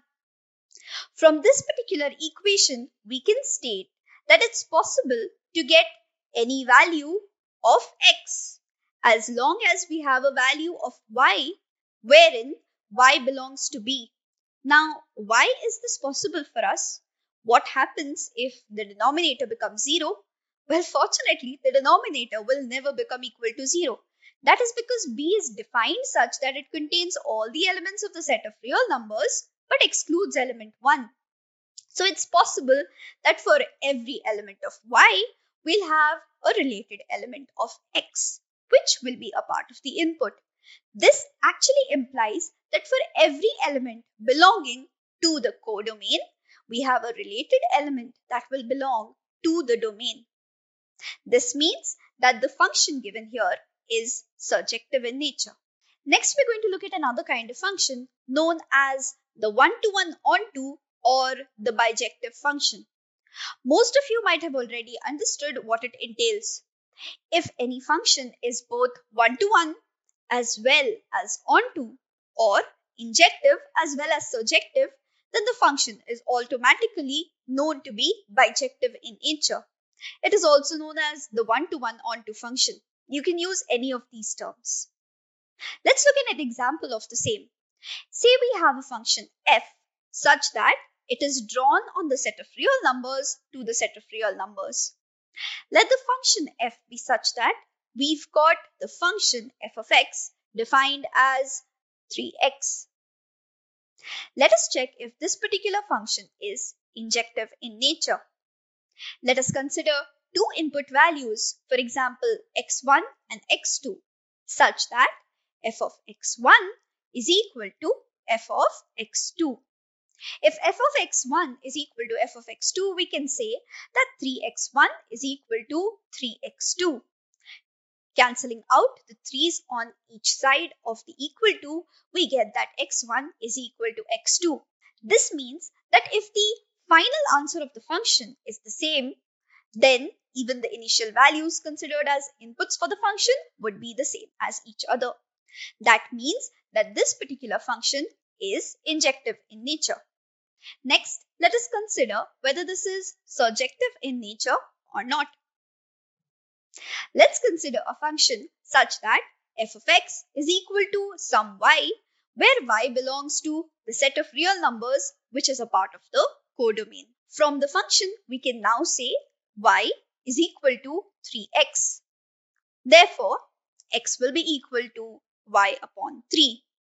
This means that for any value of y belonging to the codomain, there will be a preceding input value of x which actually belongs to the domain. Thus, this particular function is surjective in nature. A point to be noted here is that if we take the exact same function and try to build that function on the set of natural numbers, this particular function would not be surjective in nature. The reason behind that is very simple. If we take x is equal to y upon 3, we will see that we could either have x as integer values or whole numbers. There is no guarantee of what you might have. If it is a set of real numbers that is acting as the domain, this set would contain all the decimals as well as whole values, thereby giving us no issue to claim that every codomain element will have a pre-image in its domain.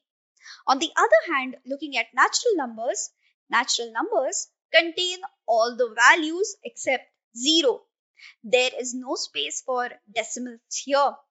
A value of y divided by 3 might give an equivalent value of x, which is actually a decimal. This decimal will not exist in the domain, since even the domain is a set of natural numbers. This actually goes to show that function is not only based upon the equation but also upon the domain and the range of that particular function. Next, let's look at the into function. After I've explained the into function, you might feel that it's the opposite of the surjective function, and you won't really be wrong.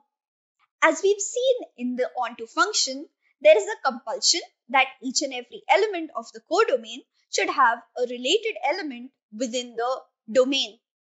In into functions, it's the exact opposite. The into function actually states that there needs to exist at least one element in the codomain that does not have a related pre-image in the domain. This means that each and every function that is not surjective in nature often becomes into in nature. So this means that each and every question that we've seen till now, which is not surjective, becomes a part of the into functions. Let's look at the next topic here, which is one-to-one into. This means that any function which is one-to-one, that is injective in nature, but not surjective in nature, would be a part of one-to-one into functions.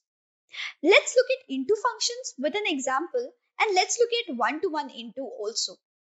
Firstly, going to the into function example, if we've got two sets such that we have set A is equal to 1, 2, 3 and 4, and we have set B equal to A, B and C. Let's take two more elements, D and E.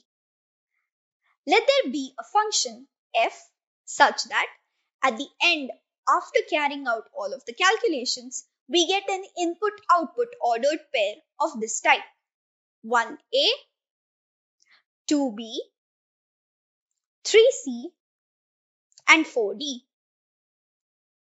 As we can see, the function is going from a to b.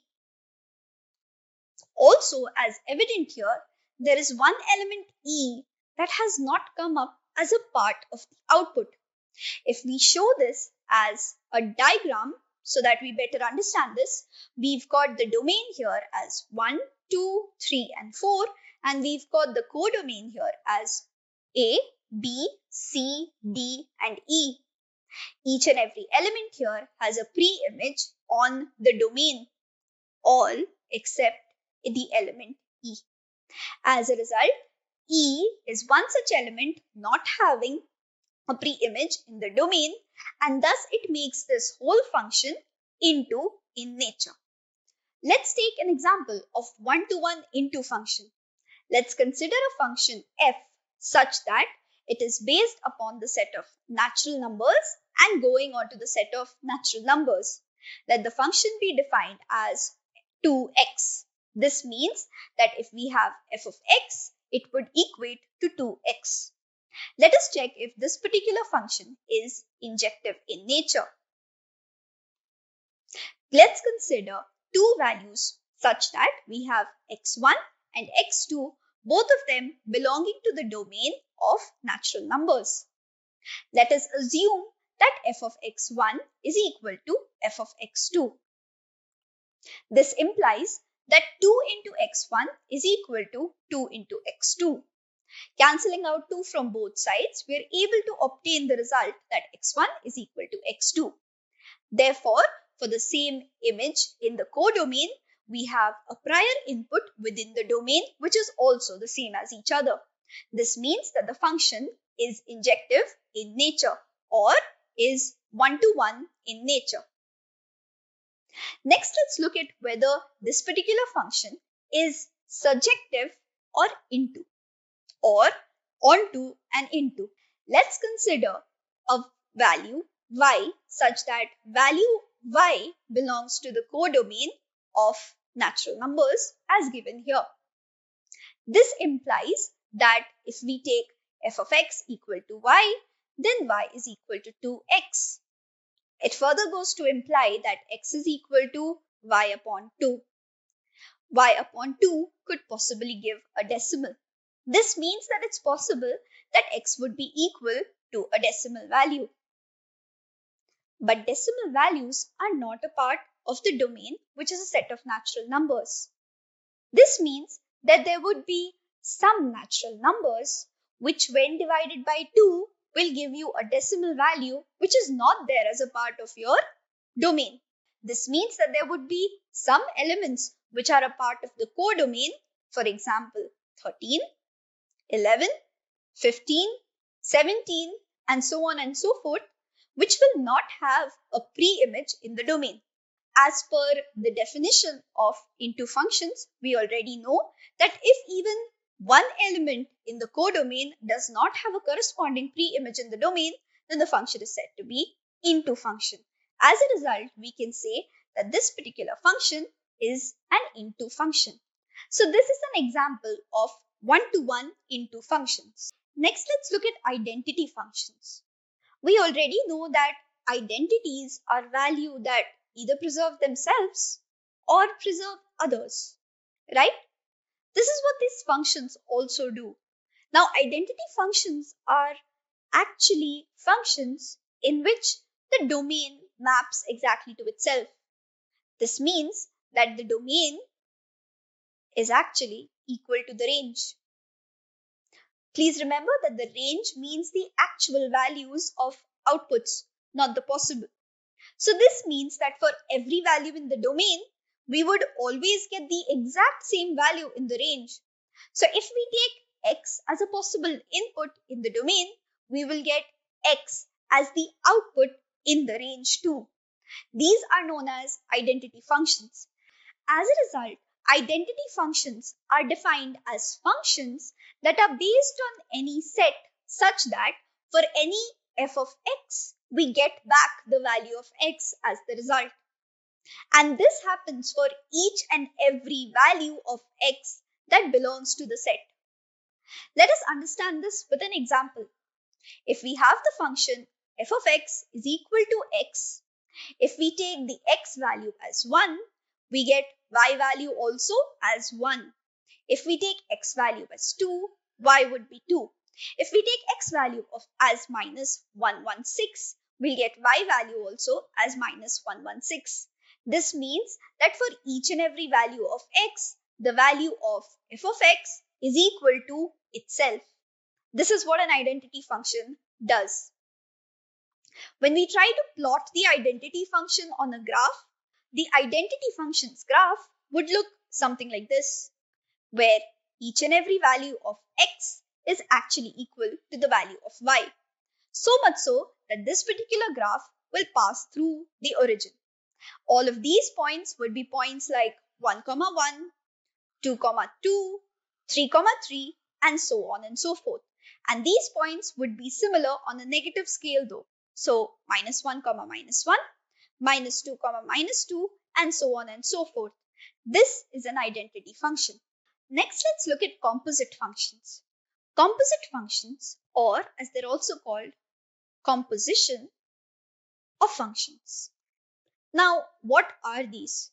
These are actually functions that behave as values for functions, or functions placed inside functions so that more complex calculations can be performed and values can be obtained as outputs by giving inputs. Composition of function has various applications seen in real life. In most cases, we've got multiple small functions such that all of these functions generate outputs of their own. These outputs are then considered as inputs by a larger function, and then complex calculations are performed on them in order to provide a single final output. This implementation actually has its base on this particular function component. So let's see how it actually works. If we've got a function which is a composition of function, it's often denoted as outer function with inner function, or it's also called FOG. Please don't read it as FOG. It's just denoting that we've got an outer function and we've got the inner function, and they're both related to each other in a composition, which is denoted by the O here. Now we can have any number or any complexity of compositions. Suppose we have three functions, namely f of x, g of x, and h of x. We can have simple function compositions such as f of x encompassed by g of x, which is also denoted as GOF, or we could have g of h of x, which is denoted by GOH, or we could have a bit more complex compositions such as FOGOH, which is h of x encompassed by g encompassed by f, and then we can increase the level of complexity as per our requirements. So we could also have something like this: FOG, OG, OF, OH, OH, OH, OF. How do we resolve this? It's simple. Start with the last, which is the innermost function. Outside that, we would have the one beside it. Outside that, the one beside, the one beside, and so on and so forth till we don't complete. So this is what the composition looks like in the end. F of, G of, G of, F of, H of, H of, H of, F of x. So the value of x will actually first be computed by the innermost f of x, and then the output of that innermost f of x will act as the input for the h of x, the output of which will act as the input for h of x, the output of which will act as the input for h of x, and so on and so forth till the outermost f is not resolved. Let us also explain this with an example. Let's say we've got a function f of x is equal to 7x, and we've got another function g of x such that is equal to x squared plus 1. If we take a composition of function GOF and another composition of function FOG, let us see how they resolve. Consider GOF. It actually means g of f of x. This means that we first need to resolve the value within, which is f of x, and the output of f of x would then act as the input for g function. Similarly, taking f of g would be equal to f of g of x. Let's consider an x value which is equal to, say, 4. If we consider g of f of x, we're actually going to consider this as g of f of 4. This means that we'll first take the f function, substitute the value of 4 into it, get an output, and whatever the output would then act as the input for the g function. Let's start. Let us consider 7x here. This means that we've got 7x which acts as the input for g. This converts this particular function into 7x the whole square plus 1. This means that we're essentially getting 7 into 4 the whole square plus 1. This would be equal to 28 the whole square plus 1.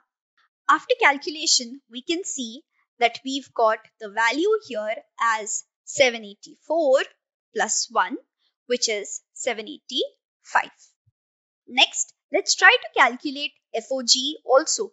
As we've already seen, FOG can be simplified as f of g of x. As a result, let us first consider g of x, which is x squared plus 1. This is going to act as the input for f. This means that our function essentially transforms into 7 into x squared plus 1. Considering that our value of x is 4, this can be written as 7 into 4 square plus 1, which is equal to 7 into 16 plus 1, which is 7 into 17. Now 7 into 17 is actually 119. Thus we've seen that we get a value for GOF and FOG. An important point to note here is that GOF is not equal to f of g. This means that the composition of function is non-commutative in nature. There might be some cases and some function combinations wherein GOF would be equal to f of g, but this is not the norm. So please note that this particular composition of function is almost never commutative in nature. Lastly, let us look at the most commonly utilized mathematical functions. Now, these functions are not the only mathematical functions, but these are those functions that are present in maths and are also present in most of the programming languages in one way or another.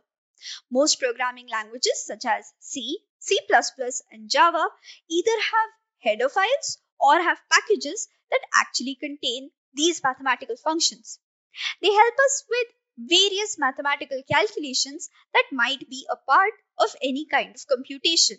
As a result, these are important to note. The first is the floor function. A floor function is very simple. Let's look at these functions in a bit more detail. First, we've got the floor function. The floor function is defined as the function that actually allows us to get the greatest integer which is less than the value currently under observation. On the other hand, the ceiling function is the function that provides us with the smallest integer which is greater than the actual value under consideration. Let's look at an example of these two to actually understand why they are so confusingly stated. Now let's take the first example, which is ceil of minus 2.5. Now the ceiling, or the ceil as it's called in various programming languages, is actually denoted by this type of an open-ended bracket. So the first thing is actually analyzing what is written there. We need to select the smallest integer which is greater than the value that we currently have. What is the value here? The value is minus 2.5. The integers closest to minus 2.5 on any number line are actually minus 3 and minus 2. Which of these is greater than minus 2.5? Obviously, the value is minus 2. So the ceil value of minus 2.5 is minus 2, since it is the smallest integer which can be greater than minus 2.5. Other integers can also be greater than minus 2.5, but minus 2 is the closest to it and the smallest value out of all of those. Similarly, let us consider another value. Say for example, 3.25. On the number line, what is the value which is closest to 3.25? We've got the value plus 3 and the value plus 4. Which of these is greater than the value under consideration? That would be 4. As a result, the seal here of 3.25 would be 4. Similarly, let us look at the floors or the floor function values of these particular values. Floor function values are denoted by these open-ended brackets. If we're considering minus 2.5 again, then we're supposed to take the integer which is less than the value under consideration, but it should be the greatest from all of these. So the value which is closest to minus 2.5 are again minus 3 and minus 2. Which of these is smaller than minus 2.5? The answer is minus 3. Thus the floor here or the floor function value will be minus 3. Similarly, if we consider 3.25, then the floor function will provide us with a value of 3. This is how we can differentiate between the floor and the ceiling functions. Next, let's look at the remainder function. In most of the programming languages or pseudocodes or even algorithms for that matter, we often look at the remainder function. The remainder function is very helpful in understanding whether or not a value is divisible by another value. If one value is divisible by another value, the remainder function will provide us with an answer of 0. Otherwise, other values will be taken up as answers based upon how much the remainder is. The remainder function is often denoted generically as the mod function. So if we have a function written as 7 mod 4, it actually means that we are dividing 7 by 4 and we are trying to find out what the remainder of this particular calculation is going to be. Carrying out this division will actually give us a quotient of 1 and a remainder of 3. Similarly, we can have other values also taken up as a part of this particular function. Say for example, we've got 100 mod 7. Let's divide 100 mod 7 and see what the quotient and the remainder are. So as we can see here, we've got the division all done. We've got a quotient of 14 and a remainder of 2. This means that this particular operation, 100 modulus 7, will provide us with an answer of 2. This is how the remainder function works. The logarithm function, on the other hand, actually allows us to find out the value of any two values given to it. What it does is, it takes the actual value of which the logarithm has to be computed, and it also takes the base to which this particular logarithm has been computed. So we can have base 10, we can have base 2, we can have base 5, we can have base 8, and depending upon what base has been chosen, we'll get different answers for the values that we're trying to compute the logarithm for. Lastly, we've got the exponential function that actually helps us find the various powers of any value. Again, exponential functions are extremely helpful while we're trying to find out the values of any number raised to another number.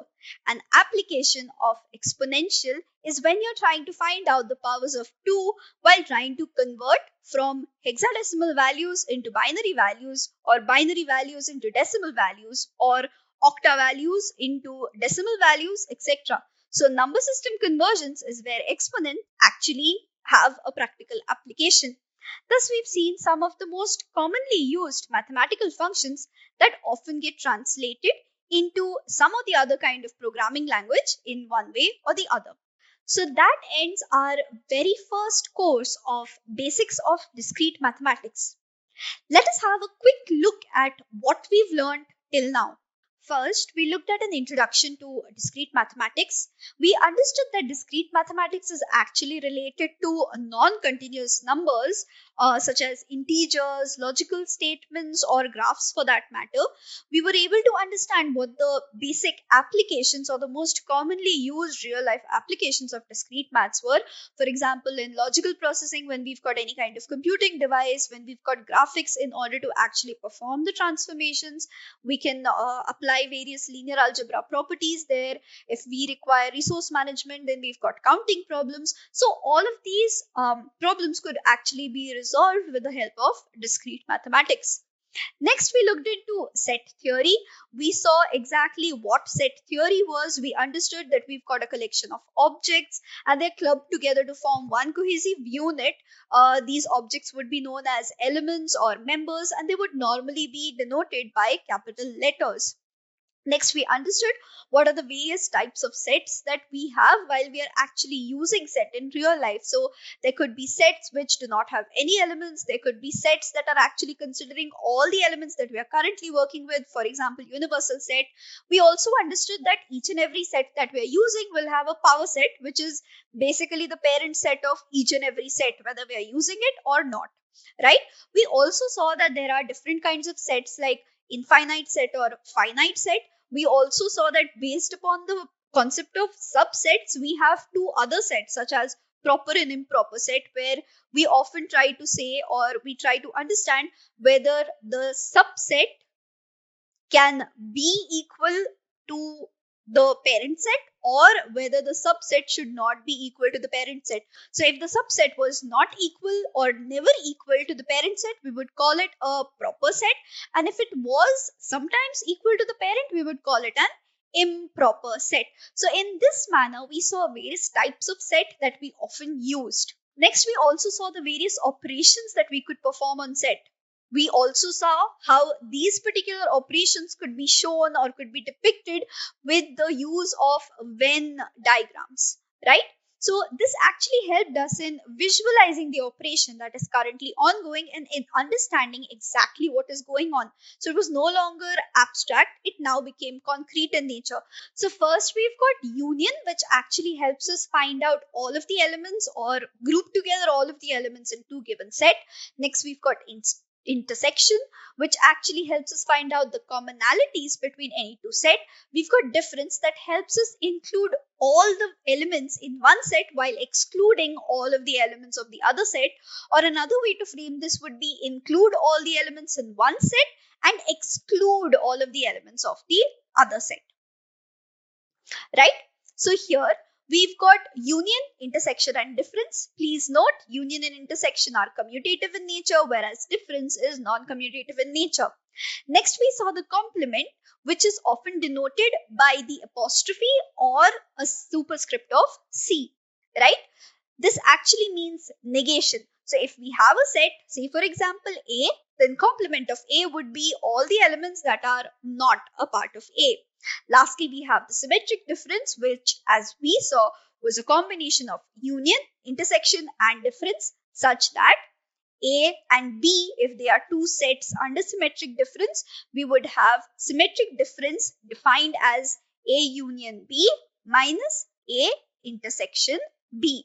Also, set difference was denoted by three different denotations, all of which are right, which is delta.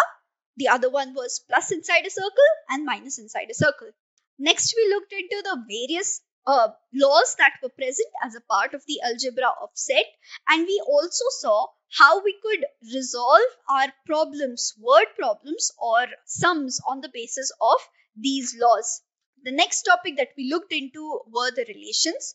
We understood what were the various applications of relations, namely for functional analysis.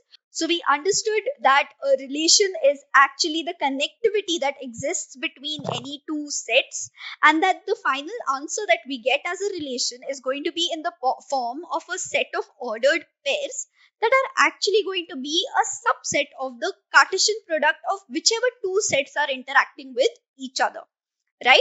Next, we saw the various types of relations that we would have, whether it is the universal relation, the set containing all of the relations, whether it is an empty relation wherein there are no ordered pairs that are a part of the relation, or it is a full relation or an identity relation, a reflexive, symmetric, irreflexive, antisymmetric or transitive relation.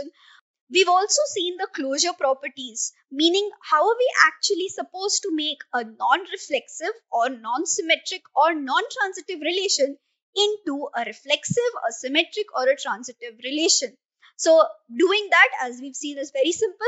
If a particular relation was not reflexive, we added the symmetric ordered pair such that it becomes symmetric. If a particular relation was not symmetric, then for every ordered pair A comma B, we added another ordered pair B comma A till the relation did not become symmetric. Lastly, for every relation that was not transitive, we converted it into transitive. The method of doing so was very simple. For each and every ordered pair that had A comma B, if it had a related B comma C, we would actually be able to attach a comma C ordered pair, which would help us make the relation into a transitive relation, right? So this is how we were able to actually convert non-reflexive, non-symmetric or non-transitive relations into reflexive, symmetric or transitive relations. We also saw that if any relation would be converted into reflexive, symmetric and transitive, we would also have something known as equivalence closure, right? Next, we had a look at what equivalence relation actually is. So in a relation, if a relation is going to be reflexive, symmetric and transitive at the same time, then that particular relationship is known as an equivalence relation. If a relation is either not reflexive or not symmetric or not transitive, that means that in a relation, if even one of these components is missing, then it will no longer be known as an equivalence relation. Lastly, we saw that we've got a partial ordering relation, which actually states that the relation must be reflexive, antisymmetric, and transitive. The difference between symmetric and antisymmetric was very slight but very important. So as for antisymmetric, if we had an order pair A comma B, then we could have two possible options. Either we have a B comma A such that B is equal to A, or if B can't be equal to A, then we have no B comma A ordered pair at all. This is what antisymmetric was. So if a particular relation has even one of these components missing, this means that if it is not reflexive or maybe not antisymmetric or not transitive, it will no longer be a partial ordered relation. Lastly, we looked at functions. We discussed why we were using functions. To some extent, we understood that large calculations had to be carried out by functions, and we've already seen various functions in our lower classes. So we understood that each and every function was actually contained of three separate sets, namely the domain, the codomain, and the range. We also realized that functions are just a specialized form of relation. So again, these two work with the sets as we've seen with relations. We also saw that each and every function has an input and an output. Next, we saw that the domain acts as the input, the codomain actually acts as the possible outputs, and the range is the actual set of outputs. Next, we've seen the type of functions that we can commonly see. We've got one-to-one functions, which actually define that each and every element in the domain has to have only one related element in the codomain. Next, we've got the onto function that states that each and every element in the codomain has to have a prior image or a related input within the domain. It is not a one-to-one relation here. You can have multiple elements linked from the codomain onto the domain. But the thing to remember is that such a linking should exist. If it does, then the function is said to be onto. If a function is both one-to-one and onto, then it is known as a one-to-one onto relation or a bijective relation. Next, we've got the into function, which is actually the opposite of the surjective function or the onto function as given here. So our surjective function said that each and every element of the codomain had to have a related image in the domain. Here, the into function says that there should be at least one element in the codomain that does not have a related image in its domain. That is what into function means. Again, if a function is both one-to-one and into, then it is known as a one-to-one into function. We've also seen illustrations of all of these types of functions with their own examples. Next, we had a look at identity functions, wherein if a function is based on a set, then the function is defined in such a manner that taking an input from our domain is going to give us an output, which is again a part of the domain. That means that the function is such that the domain is mapped from itself to its own self. And this happens for each and every element that would be a part of the domain. We've also seen that the graph that often comes out of the identity function is like this, wherein every value of x is equal to the value of y, such that the graph passes through the origin at 0, 0, and it passes through each and every diagonal point that is present on the graph. So the values of x and y would always be the same. Next, we saw the composition of function and how the composition of function actually helps us club together various functions to perform more complex operations. This is also practically implemented in various scenarios where the outputs of some functions are going to act as the input of another function. That is where the composition of function comes into play. Composition for functions can be denoted using both of these denotations, either FOG or F of g of x. Either of these denotations are the right way to denote them. It's up to you which denotation you use. There can be n number of complexities. We can have n number of functions clubbed together in complex ways such that the outputs of one function are feeding into the other function as inputs. Next, we saw a series of mathematical functions that are often seen or implemented in programming languages. We saw the floor function, we saw the ceil function, we saw the remainder function, we saw the logarithmic function and the exponential function. We also discussed that the exponential function is often used while we are converting from one number system to another, right? So this is how we can actually implement the various functions, relations, and sets that we have. Thus, we've seen at the end that a set is actually just a collection of elements, whereas relations help us define a connectivity between various sets that may be a part of our environment. Functions, on the other hand, are a specialized form of relations that provide equations which can help us in calculating based upon the input from the set, and they also help us determine what would be the possible output in the form of set. Hello everyone, and welcome to the second part in which we'll be looking at some basic concepts of discrete maths. Now, in the first part, we've already seen what set theory, relation theory, and function theory were. We've also seen the relation between all of these three theories.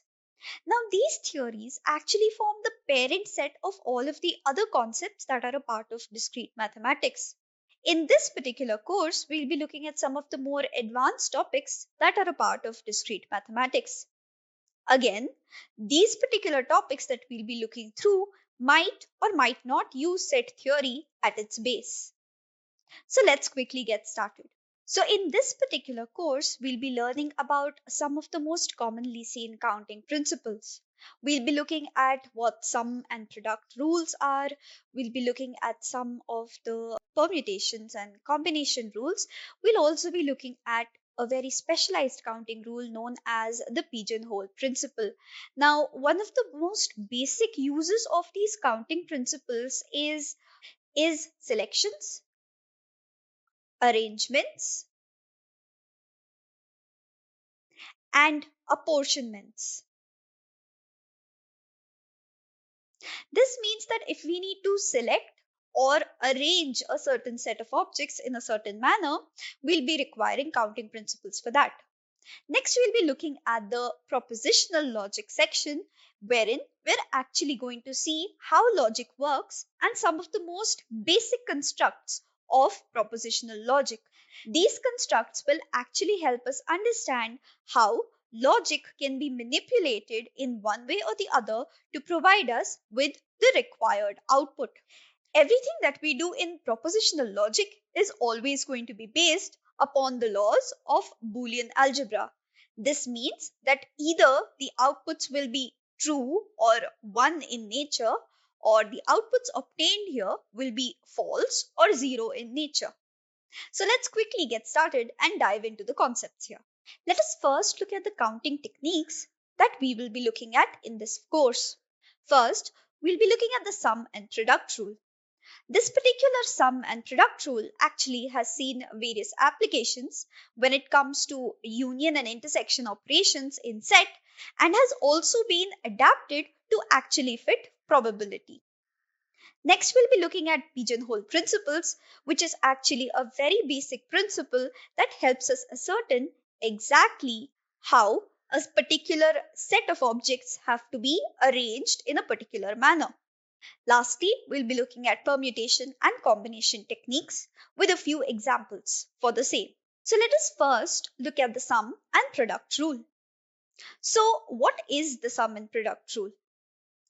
The sum rule says that if we have an event E which can be carried out in m ways, and we have an event N which can be carried out in n ways, then the number of ways in which E or N can be carried out is actually number of ways of carrying out E plus number of ways of carrying out N.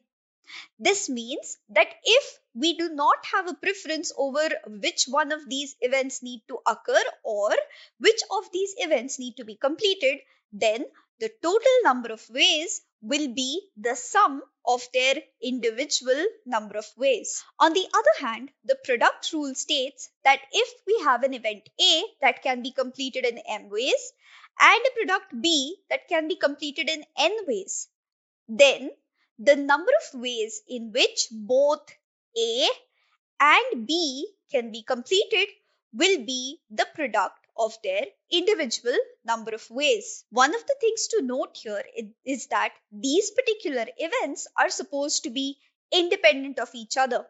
This means that A and B are not really dependent upon each other for their completion. Similarly, for the sum rule, E and N are not really dependent upon each other for their completion. Since they are independent events, the number of ways in which they can be completed are also independent in nature. As a result, the sum and product rule are always true for all independent events that might be a part of any environment. Let us understand this with an example. Say we have 10 apples and we have 10 oranges.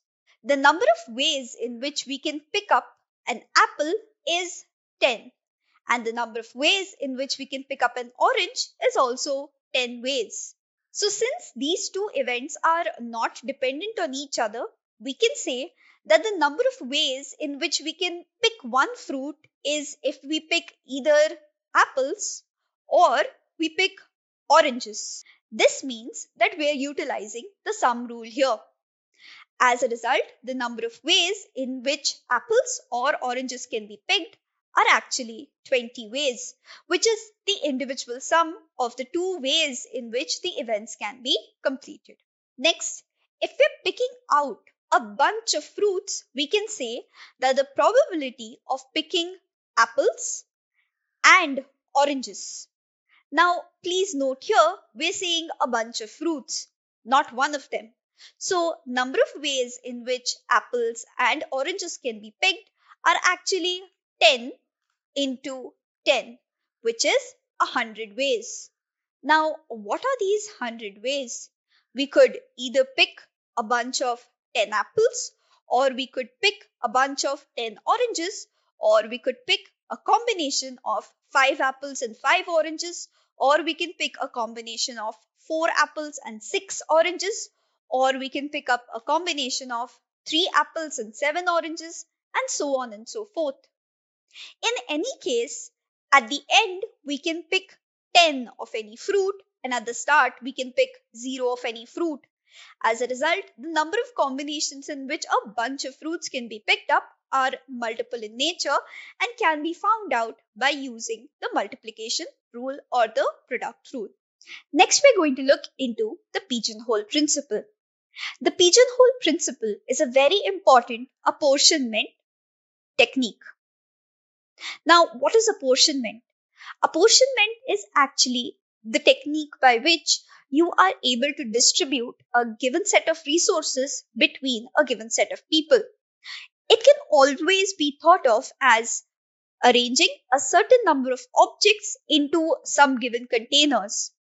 So the pigeonhole principle is one that states that if you have n plus 1 elements and you arrange it in n sets or n containers, then there has to be one particular container at least that has one more element than the others.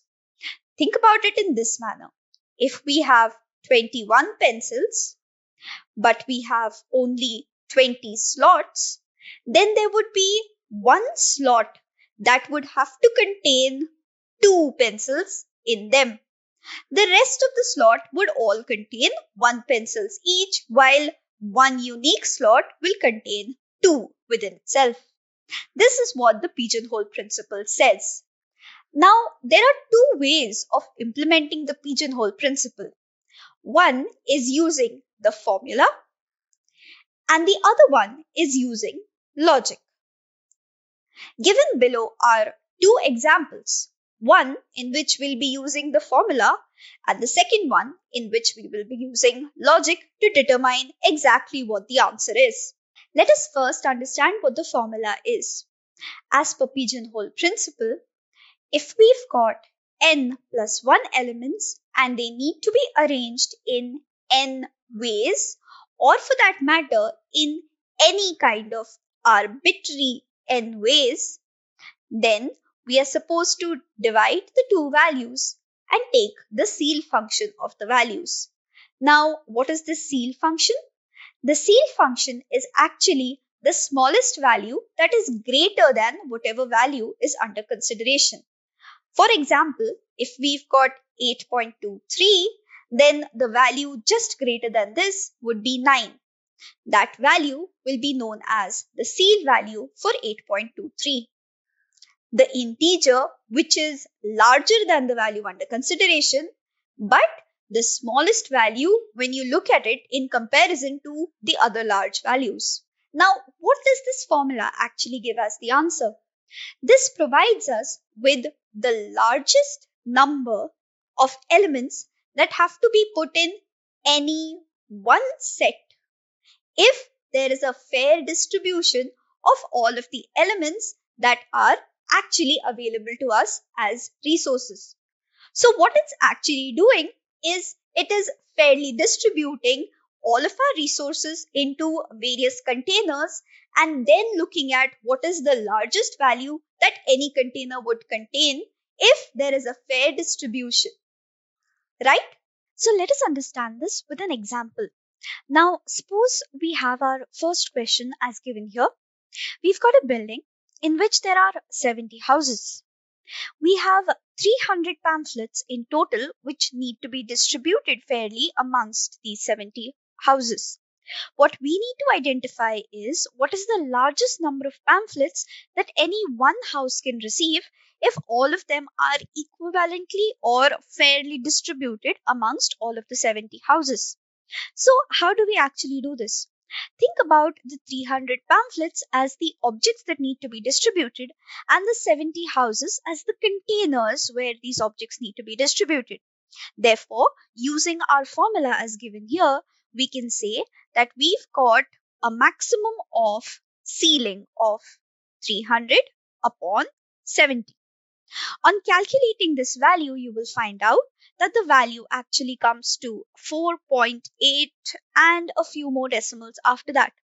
This is a non-terminating decimal and the ceil value of this decimal will actually equate to 5. Therefore, from this particular example, we can say that in these 70 houses, one house or more than one house can receive a maximum of 5 pamphlets, whereas in other cases, people might receive 4 or less than 4 pamphlets also. So if the pamphlets are equally or equivalently distributed or fairly distributed amongst the various houses, then we can say that 5 pamphlets are the maximum number of pamphlets that can be received by any one house. Next, let us look at the second example. In order to solve the second example, we'll be doing this both using the formula method as well as the logical method. Let us first understand how we can solve this using our formula method. If we read this question carefully, we'll see that we've got 30 objects that have been distributed in a particular manner such that 10 of them are green apples, that is. We've got 10 of them which are red apples, and we've got 10 of them which are yellow apples. So the distribution has already been done. What do we have to find out here? We need to find out how many apples do we need to pick in order to obtain 4 apples of exactly the same color. So what we need to do here is very simple. We've been told that we've got to pick 4 apples, right, of the same color. So that is our end result. 4 apples of the same color. Where do we have to pick these apples from? We need to pick it from our basket. How many do we need to pick? That is what we need to determine, right? The minimum number of apples that we need to pick. And how many baskets or how many containers do we have? Logically, since we've got apples of green, apples of red, and apples of yellow color, we can say we have a logical containership of 3, right? 3 different containers pertaining to 3 different colors. All right. Now we need to find out what is the missing value here. Now, how do we solve this? Solving this is very simple. If we take 9 upon 3, right, it would give us a perfect answer of 3. This particular answer can never give us a CL value of 4, right? So what do? We add one value here. As soon as we add one value here, this would give us 10 upon 3, and 10 upon 3 actually will give us a division value of 3.333 and so on and so forth. When we take the CL value of this, we'll actually get a perfect 4, right? So the minimum number of apples that we need to select in order to get 4 apples of the exact same type becomes 10, right? So our value here would be 10 apples. We need to pick out minimum 10 apples. Next, let us understand this in a more logical manner. This is our situation currently. We've got 30 apples in total, such that we have 10 of green, we have 10 of red, and we have 10 of yellow. We need to pick out apples in such a manner that we've got 4 apples of the exact same color. Let's say we pick out 3 apples of each color, right? So we've got 3 apples of green, we've got 3 apples of red, and we've got 3 apples of yellow. On picking out just one more apple, what do we obtain? Now, this one apple that we are picking out here can either be red, or it can be green, or it can be yellow. In any case, with our green, red, and yellow apples previously chosen, we will get at least one apple which is going to be of another color here. So what does this do? This actually means we'll get a combination of 4 greens, 3 reds, and 3 yellows, or 3 greens, 4 reds, and 3 yellows, or 3 greens, 3 reds, and 4 yellows. In each of these cases, you can see that the total number of apples that have been picked up is actually equal to 10. So this means that even if we are logically picking out the various items in such a manner that we get 4 apples of the same color, or if we use the formula given here, irrespective of the method that we are selecting, the pigeonhole principle will give us a minimum value of 10. This means that 10 minimum apples have to be picked up in order to ensure that we've got at least 4 apples of the exact same color. Next, let us look at the next concept, which is permutation and combination. The first thing we need to understand is that permutation, or NPR as it's often portrayed, is a way in which we may arrange objects in a certain given order. So if we know exactly how a set of objects have to be arranged, or if we actually require to arrange objects in a certain manner, then we use permutations. On the other hand, combinations, or NCR, are a way in which we may select a certain set of objects. Let us understand this with an example. Suppose we've got a list of hobbies. If we need to arrange the given hobbies into a certain set of likes, then we would require permutation for that. On the other hand, if we simply have to select our favorite hobbies or likes from the list of hobbies given to us, then we are simply supposed to use combination. So this is how we can differentiate between permutations and combinations. So any permutation given by NPR can actually be set up using this particular mathematical formula. It is actually read as n factorial upon n minus r factorial. So, given two numbers, for example, 3 as r and 7 as n, 7p3 will actually be equal to 7 factorial upon 7 minus 3 factorial. What this gives us is a simple answer of 7 factorial upon 4 factorial. Now we know that factorial is actually 7 into 6 into 5 into 4 into 3 into 2 into 1. Similarly, factorial of 4 would be equal to 4 into 3 into 2 into 1. All of these values, after cancelling each other out, would give us 7 into 6 into 5. Right? Now observe closely. If you have a set of 7 vehicles and you need to arrange them in 3 ways such that you are actually trying to arrange them from the most commonly used to the least commonly used. In the first position, you are going to have the 7 vehicles as an option. You might choose one from them, but you have an option to choose from 7. Next, for the second position, you will only have an option of using 6 of these vehicles. That is because one of them has already been selected for the first position. Next, you will have an option of 5 vehicles to choose from, since the first and second positions are already filled up by 2 of those vehicles. Thus, if we've got 7 vehicles and they need to be arranged in 3 ways, the ways in which we can do that is selecting one from 7 vehicles and then going and selecting one from 6 vehicles and then going and selecting one from 5 vehicles. That is exactly what we're getting as an answer here when we find out the value of NPR. This is why permutation is actually important while we are arranging a given number of objects in a certain manner. Let us now understand this concept better with the help of a mathematical example. Suppose we have digits from 0 to 9. These digits are never to be repeated, right?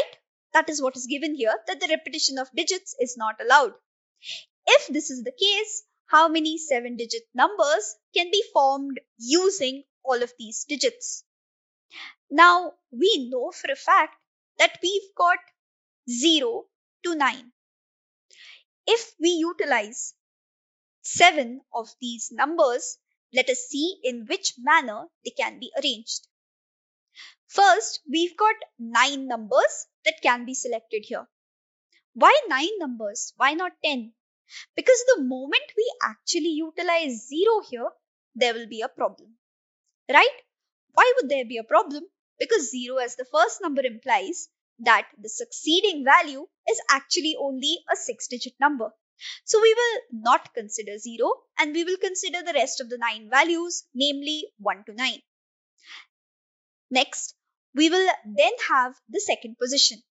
In the second position, one value has already been selected from here.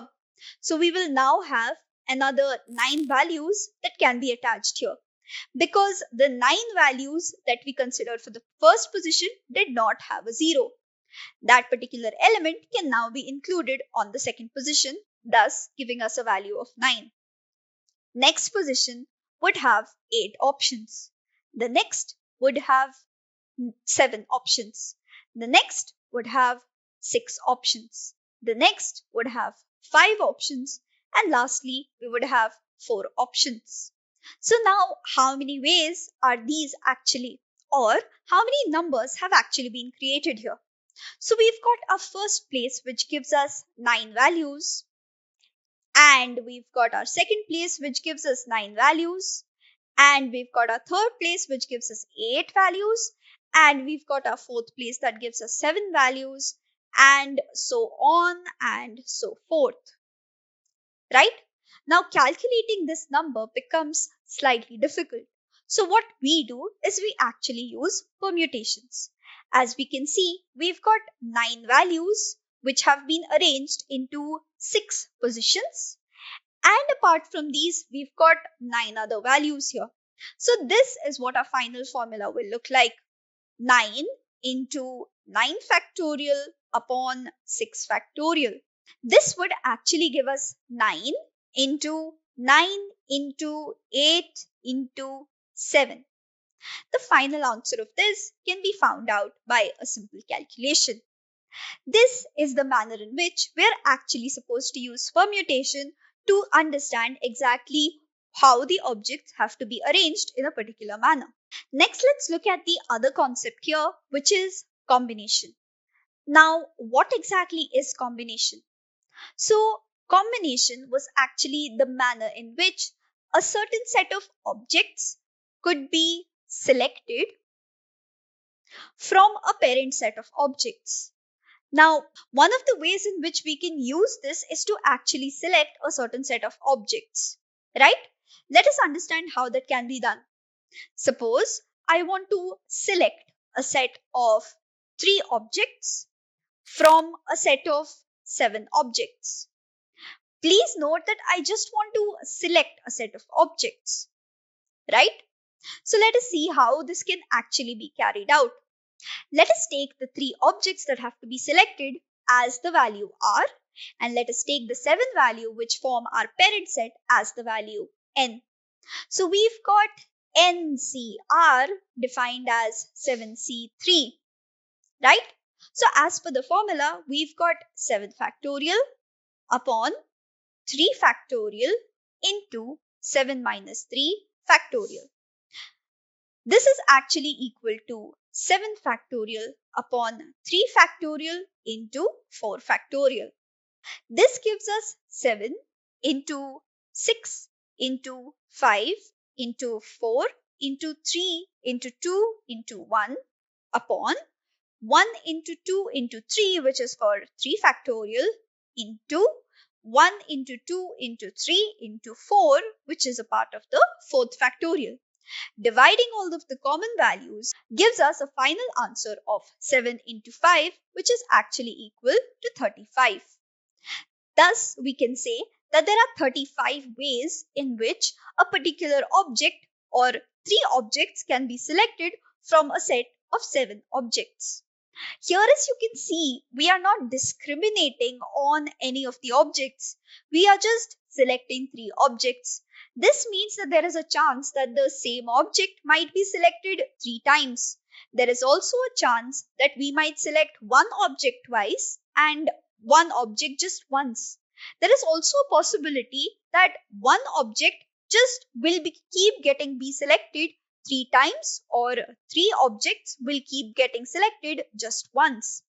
This means that there are n number of ways in which the selection can be carried out with no discrimination of repetitiveness or non-repetitiveness. That is how combination works. It is only concerned with selection of objects. One of the most commonly seen applications of combination is in binomial theorem. This is something that is often done in lower classes, and we see that for any equation given in the binomial format, the answer for this equation can actually be given by the summative identity of summations r going from 0 to n, NCR, x raised to n minus r, y raised to r. Let us apply this in this example and see exactly what this means. As you can see, we've got a summation symbol here. This means that for values of r that are going from 0 to n, we will have various components that will look like this, and we need to form a summation or an addition of all of these objects. Applying this formula into the example given here, we can see that we've got 4c0 into x raised to 4 minus 0 into y raised to 0 plus 4c1. Now, why has this become 1? Because the value of r will keep changing from 0 to 1 increment of it till it doesn't reach n. So, after r was initially 0, now r becomes 1, right? So, we've got 4c1, x raised to 4 minus 1, y raised to 1 plus 4c2, x raised to 4 minus 2, y raised to 2 plus 4c3, x raised to 4 minus 3, y raised to 3 plus 4c4, x raised to 4 minus 4, y raised to 4. Why can't we go any further here? That is because r has gone from 0, which was its minimum value, to 4, which is actually the maximum value since it is the value of n in this particular example, right? So let's see what this equates to. We've got 4c0. 4c0 means that it's 4 factorial upon 0 factorial into 4 minus 0 factorial. This would actually give us 4 factorial upon 1 into 4 factorial. Cancelling out the numerator and denominator, we get a simple 1. This means that the 4c0 value will actually give us a value of 1. Next, we've got x raised to 4 minus 0, which is 4, and y raised to 0, which is actually 1, because any y raised to 0 gives us 1. Next, let's look at this second entity given here. We've got 4c1. Calculating 4c1 in a similar manner, we'll get that 4c1 actually is equal to 4. X raised to 4 minus 1 gives us x raised to 3, and y raised to 1 will give us y. Next, if we take 4c2, we get the value 6, right? Let us see how we can get the value 6. We've got 4 factorial upon 2 factorial into 4 minus 2 factorial. This would give us 4 factorial upon 2 factorial into 2 factorial, which is equal to 4 into 3 into 2 into 1 upon 1 into 2 into 1 into 2. The common values will easily cancel each other out, and you get 2 into 3 left out, which is actually equal to 6. That is how you get the value of 6 here. Next, x raised to 2, y raised to 2 will be the next two values. Next, we've got 4c3. One of the best parts about combination is that here 4c3 will exactly be equal to 4c4 minus 3. Now, if we look closely here, 4c4 minus 3 is actually equal to 4c1. So, whatever the value of 4c1 will actually be substituted here. Thus, 4c3 will be written as 4. Thus, the value of 4c3 will be the same as 4c1, which is 4. Next, we've got x, which is x because it is x raised to 4 minus 3, and we've got y raised to 3. Lastly, the last term, again using the same formula, would be equal to 4c4 minus 4, such that it becomes 4c0. So whatever the value of 4c0 would also be the value here. Thus the value here is 1 into x raised to 4 minus 4, which would obviously be 0, into y raised to 4. In the end, what our equation becomes is x raised to 4 plus 4x cube y plus 6x square y square plus 4xy cube plus y raised to 4, because again x raised to 0 would give us 1. So as you can see, this is how permutations and combinations can actually help solve various mathematical and real life issues. So, the next topic in this particular course is propositional logic. So, propositional logic, while we go through it, will look like a combination of set theory and Boolean logic, which is not really wrong if you look at it. Propositional logic actually has various applications when we look at machine learning as well as compiler designing. So, if we want to actually make any machine understand or any machine learn on its own, we first need to program it in order to be able to learn.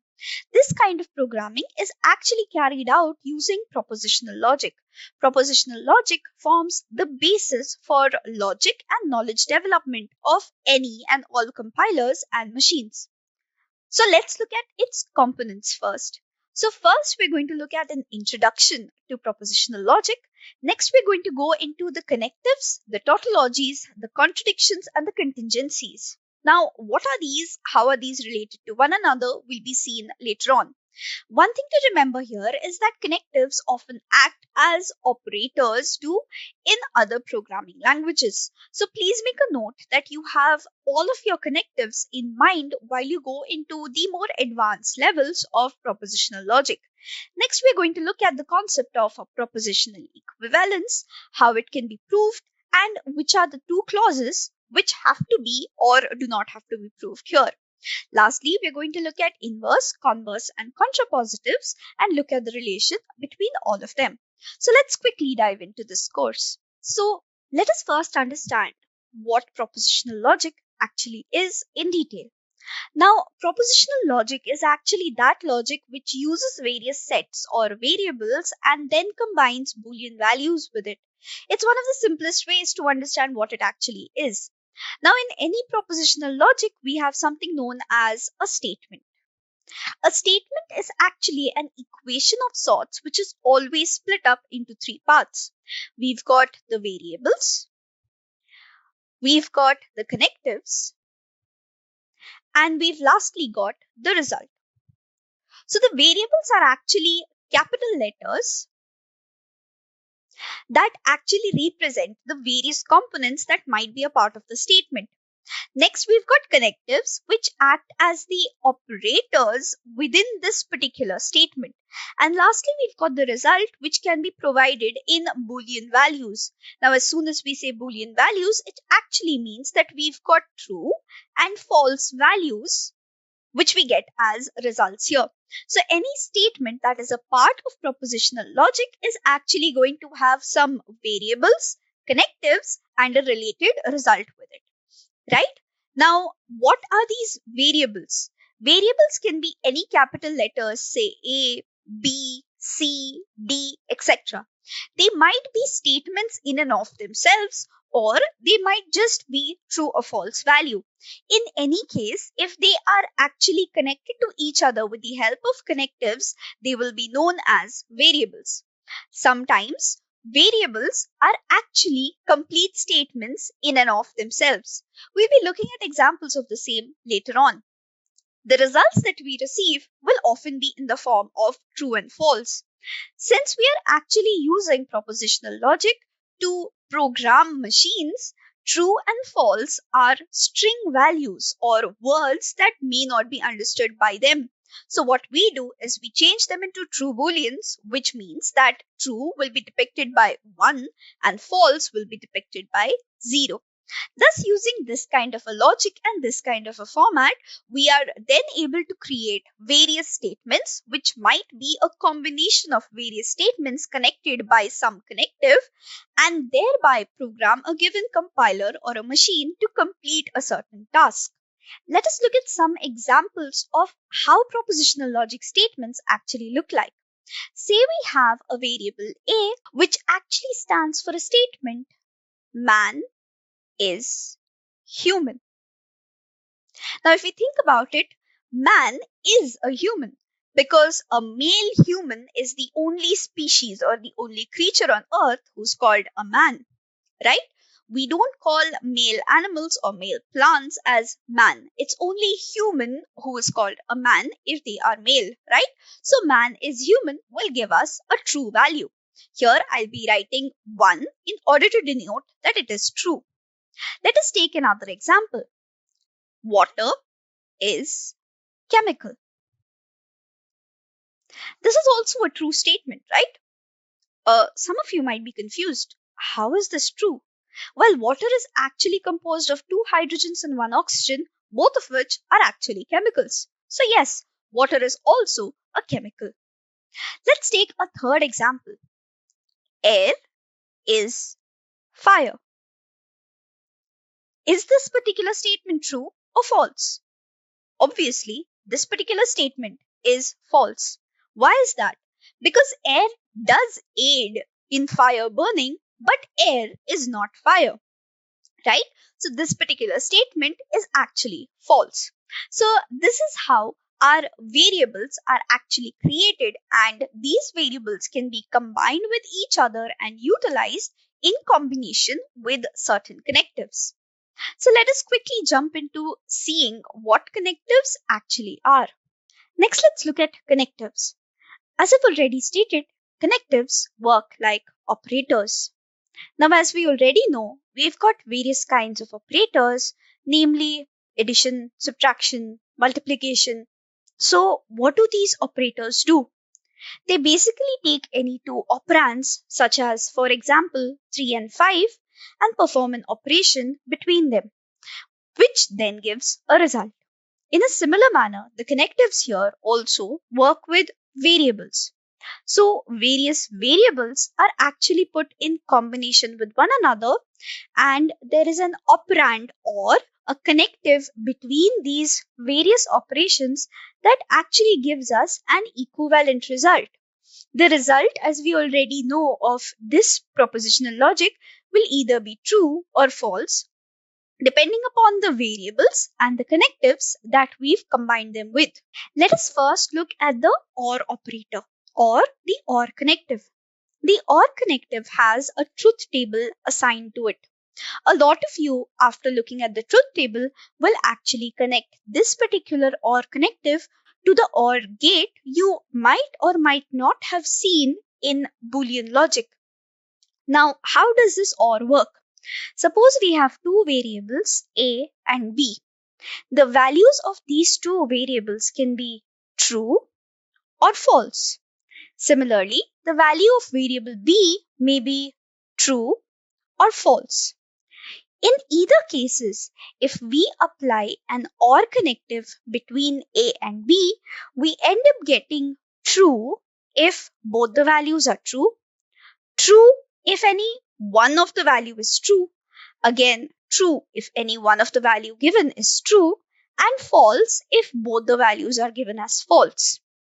So from this we can assume that the OR gate is always going to give us a true value if any one variable is set to true. So if even one variable is set to true, then our OR connective is going to give a true value at the end. What happens if none of the variables are set to true? Then, as in the last case, we'll get a false value. Let us take the exact same example and understand how the AND connective works. Again, the operation of the AND connective is similar to the Boolean AND gate.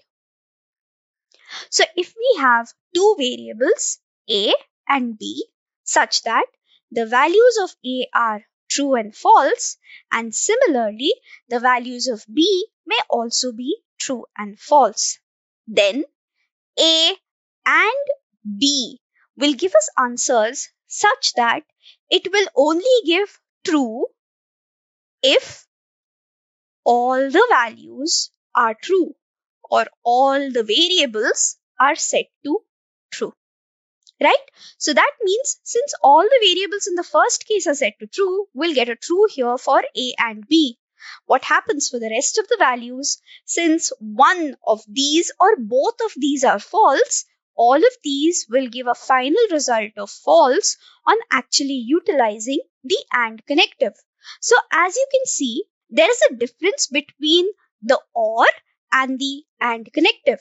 When it comes to the or connective, we will say that if any one of the variable is true, then the final value will be true. Whereas in the and connective, it will only be true if and only if all of the variables are set to true initially. Next, let's look at the negation connective. So the negation connective, there is a unary operator. This means that instead of utilizing two or more variables, the negation connective only requires one variable. So if we have a variable whose possible values may be true or false, then negation of this variable will give us the opposite answer. So if initially the value was true, then negation of A would give us false. And if initially the variable's value was false, then negation of that variable would give us true. Next, we'll look at the if-then or the implication connective. The implication connective actually says that if A variable is existing, then we have a B variable. Let us look at the truth table or the table as we were looking at for the same. If we've got two variables, A and B, such that the values of A are true and false, and the values of B may also be true and false, then A giving B will give us a true for the first condition. Because if A exists, then B also exists. So here we'll get a true condition.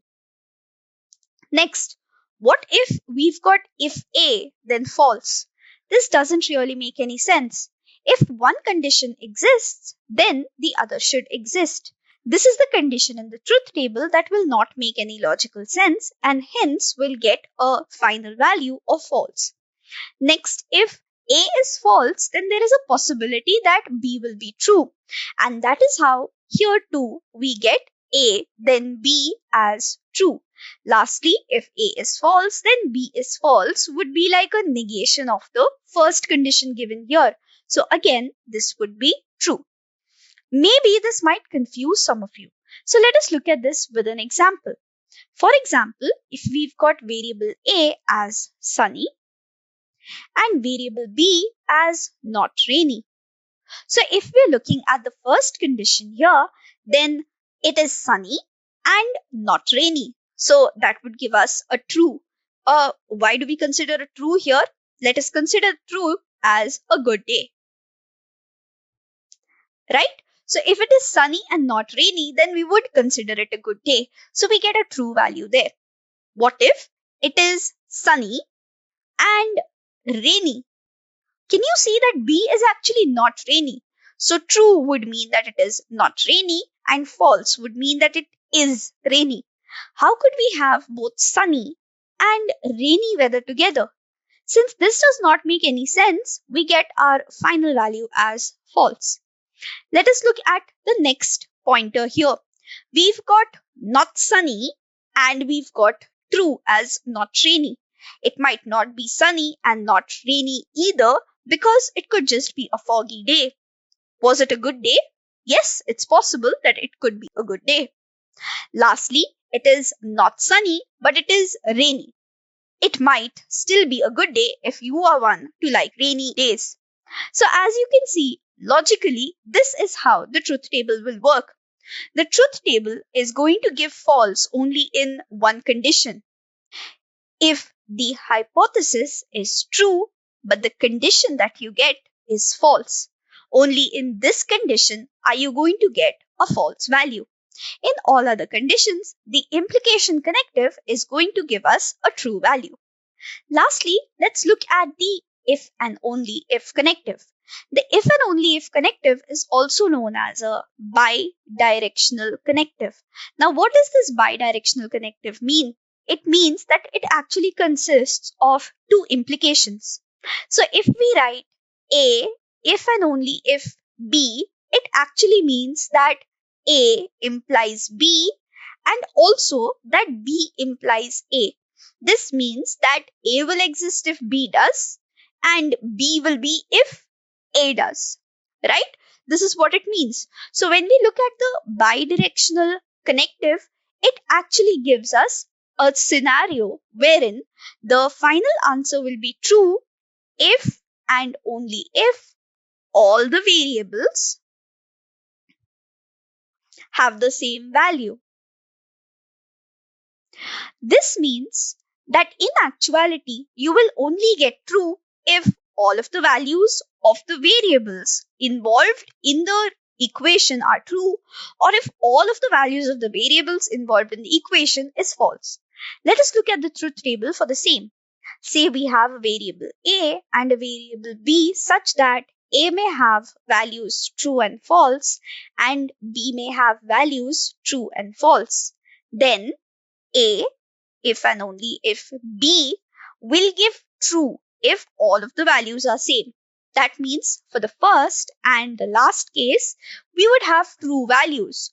All the other cases would actually give us false.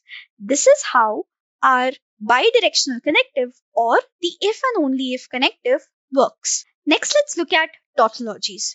So, what is a tautology? A tautology is actually a special propositional formula or propositional equation that gives us true irrespective of what the values of the variables may be. Keep in mind that it is the whole formula and not the values of the individual variables that we're talking about. Let us look at an example of the same. Suppose we have an example in such a manner such that a person and human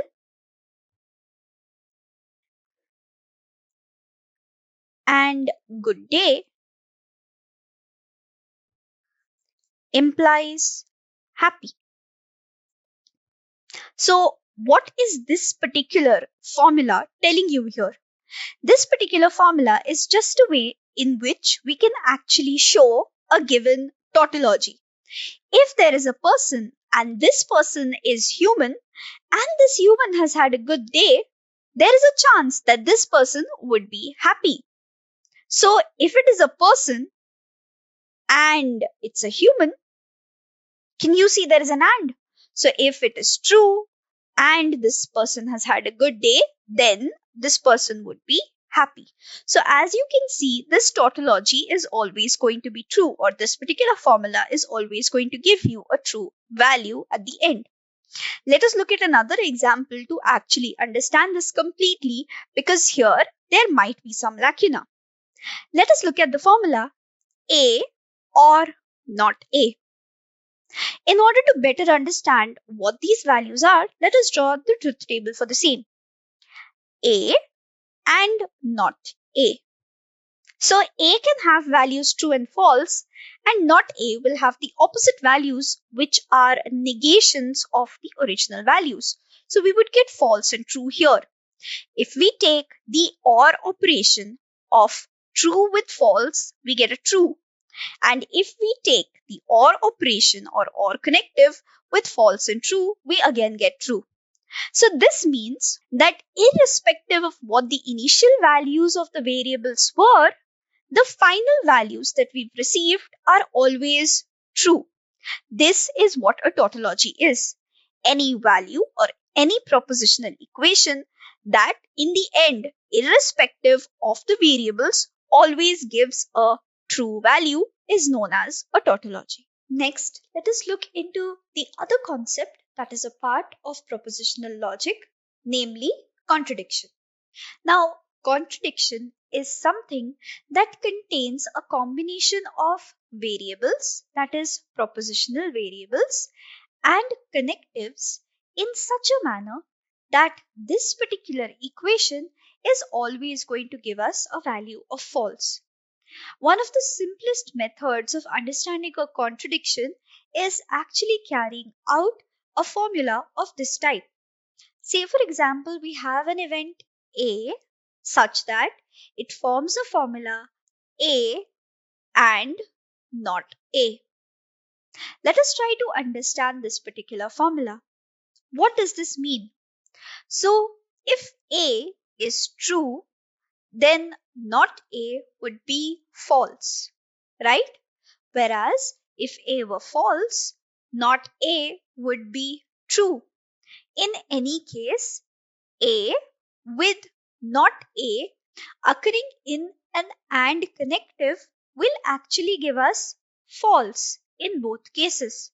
So it does not matter what the values of the variables are, the final answer will always give us a false value.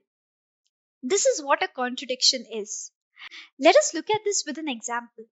Say A is an event such that a person is happy. Thus, A dash or a negation of A will be an event where the person is not happy. When we take an example of A and not A, it actually means that the person is supposed to be happy as well as not happy at the exact same time, because that is how the and connective is defined. Now, this is not possible. A person can't be both happy and not happy at the same time. This means that this is a contradiction, and the value of this particular formula will always be false. This is what a contradiction states. Next, let us look at what a contingency is. A contingency is such a formula that can give us a combination of true and false values as its results. Let us take a quick example to understand exactly how this works. Suppose we have a formula such that B and A or not B. Let us create a truth table in order to understand exactly how this executes. Say we have B and A, two variables which may have true values, true and false values, false and true values, and false and false values. If we carry out the formation of B and A, we end up getting true, false, false, and false. Next, let us look at what not B will be. Every time their B value is true, the not B value will be false. Every time the B value is false, the not B value will be true. Thus, not B will have values false, false, and true, true. Next, creating an OR operation of B and A with not B, what we get is true because these two values are as true and false. Next, false and false will give us a false, false and true will give us a true, and false and true will give us another true. Thus, we've seen that the values may either be true in nature or they may be false in nature. Thus, there is a combination of both true and false values. This is different from both tautologies and contradictions because tautologies were where each and every one of the values were true and contradiction had all values as false. Contingency is one where some values would be true and others would be false. Next, let us look at propositional equivalence. Propositional equivalence is actually a statement that helps us define when two propositional statements are equal to each other. These formulae can actually be shown to be equal to each other in two cases. First, if the truth table of both of the statements have the exact same final values, and secondly, if the two statements P and Q are a tautology when the bidirectional operation is performed on them. Let us take an example to better understand how this can actually be done. For the purpose of this particular example, we'll actually be proving both the truth table method as well as the bidirectional connective method. Consider two statements, namely P and Q, such that they are defined as A and B whole under negation and A negation or B negation. So these are our two statements. We need to prove that these two statements are equivalent to each other. Let us try the first case, wherein we are actually going to prove that these two statements are equal to each other using a truth table.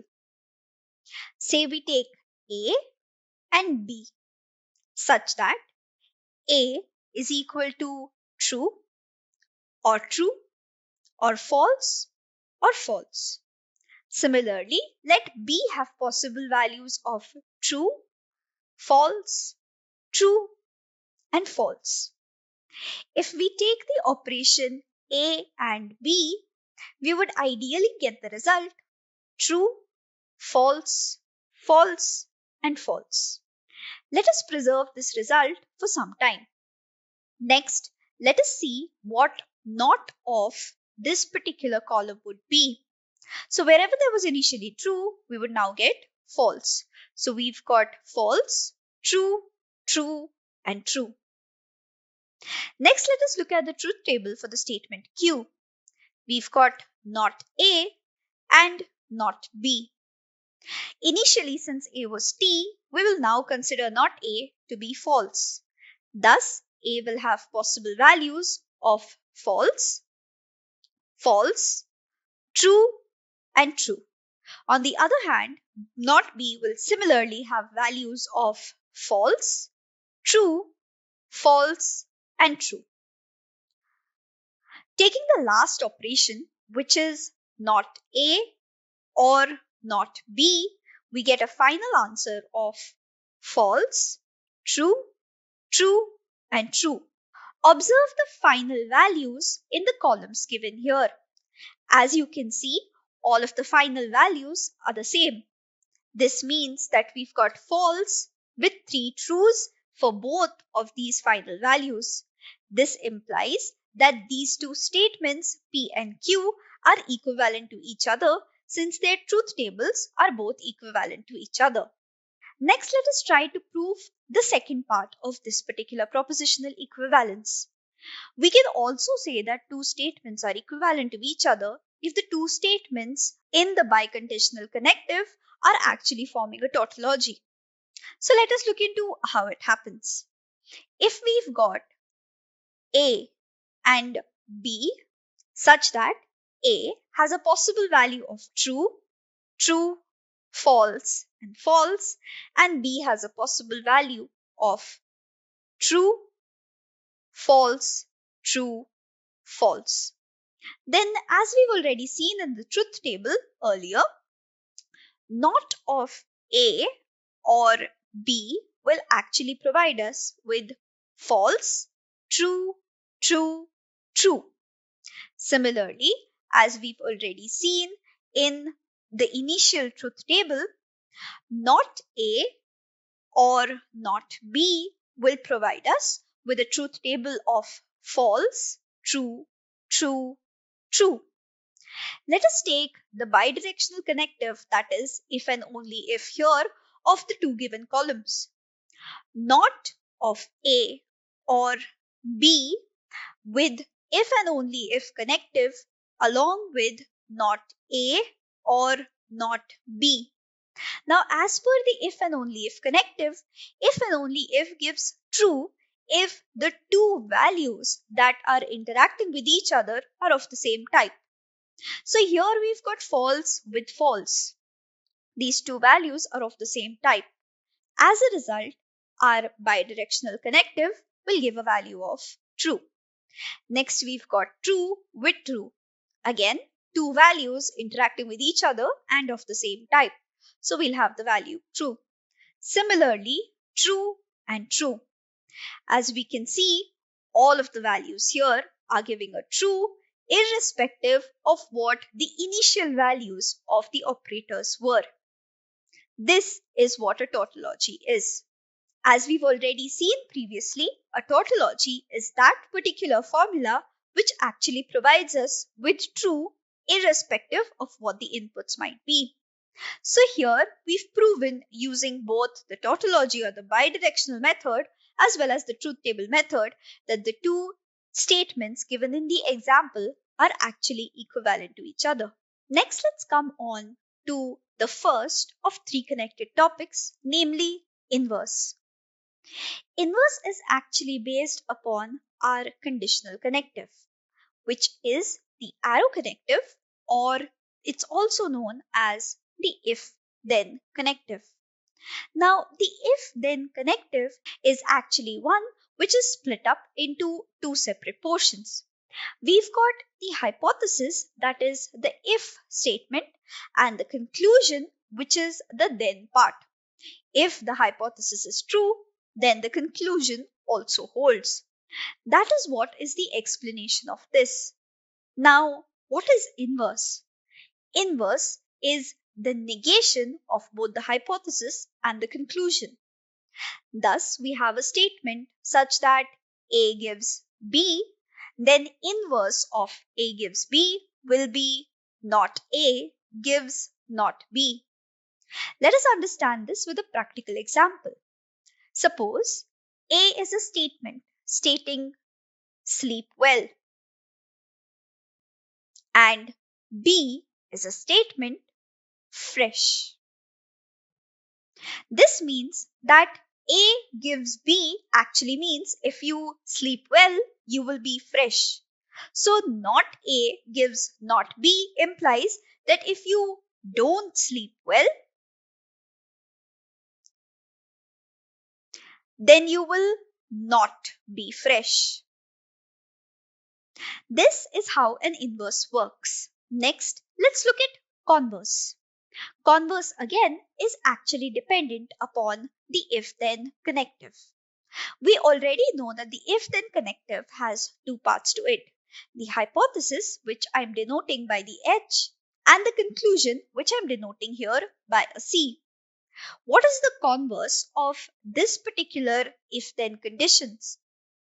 Here, the converse would be C, then H.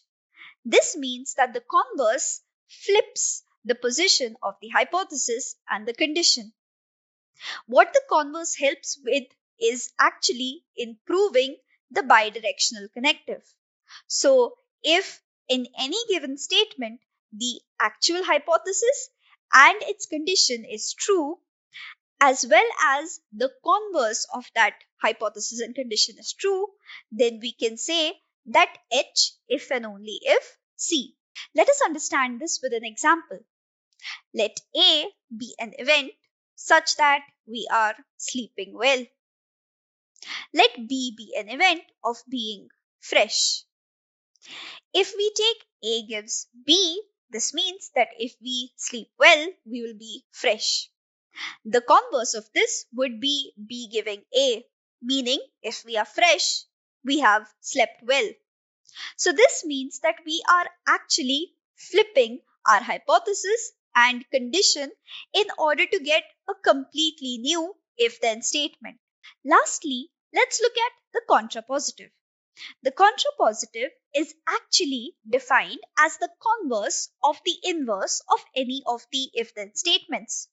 So this means if we have an if-then statement of the form, if A, then B, then the first thing we have to do is take the negation of this, namely not A, then not B. And next, we need to create the converse of it. That means we'll be taking not B, then not A. So, A giving B is actually converted into not B giving not A as per contrapositive. Let us understand this further with a concrete example. Let us consider an event A such that we have slept well. Let B be the event of being fresh. If we consider A giving B, then this means that we have slept well and because of that we are fresh. Let's take the inverse of this, not A giving not B. This implies that if we have not slept well, then we will not be fresh. Lastly, let's create the converse of this, not B giving not A. This means that if we are not fresh, we must not have slept well. This is how, in any case, we are able to convert a given hypothesis and condition statement into its contrapositive. So let us quickly summarize what we have studied till now in this course. So first we looked at the various types of counting techniques. We saw that we had a sum and product rule, a pigeonhole principle, and some forms of permutations and combinations. So the sum and product rule helped us identify how two non-connected events could actually be carried out in tandem with each other. Now, when I say in tandem with each other, we didn't actually mean that they were related to one another. We just meant that there were ways in which they could be done. Right? So the sum rule stated that if we have an event E and an event N that can actually be independently run in M and N ways respectively, then the sum rule states the number of ways in which we can carry out event E or event N then becomes a sum of both the number of ways which are there. Similarly, the product rule stated that if we have two events not connected with each other, A and B, then the number of ways in which A and B can actually be executed is a product of the individual number of ways in which the event can actually be executed. Next, we saw the pigeonhole principle, where we actually understood how apportionment can be carried out. We also saw that these particular examples can be solved in a logical as well as a formula-wise manner. The formula is that we take all of the number of elements or the resources that we actually require to apportion, and we divide them by the number of containers that we need to apportion them in. Whatever we get as the value here, a seal will have to be taken of the same. The seal value will be the smallest number, which is larger than the value that comes up within this open-ended bracket. That value will be the largest number that can be contained within any given container if a fair distribution has been carried out within the apportionment. We saw two examples of the same. Next, we went on to see how we can carry out arrangement of any set of values within a given set of range.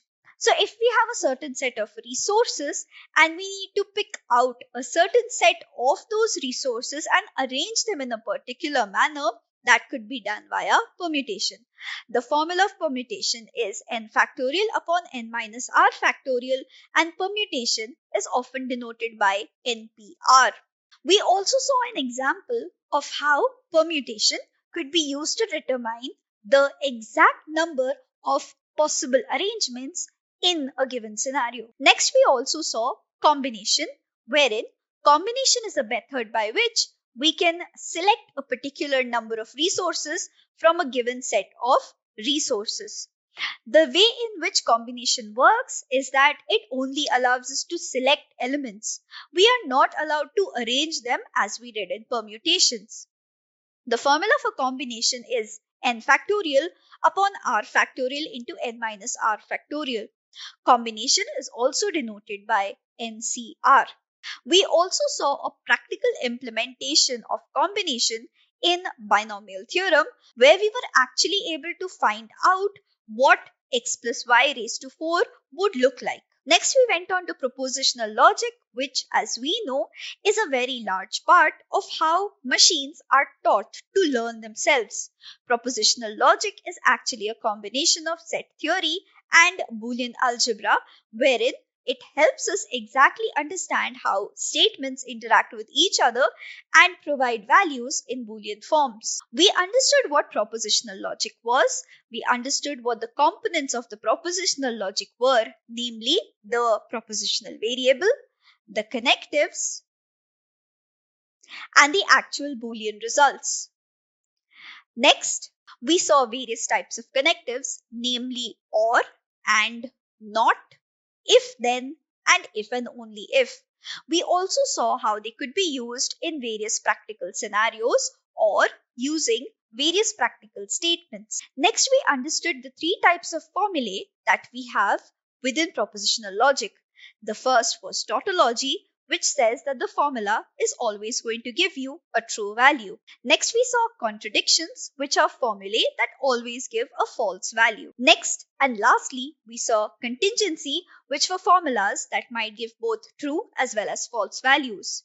We've seen examples of each of these with their respective truth tables. Next, we saw an example of propositional equivalence.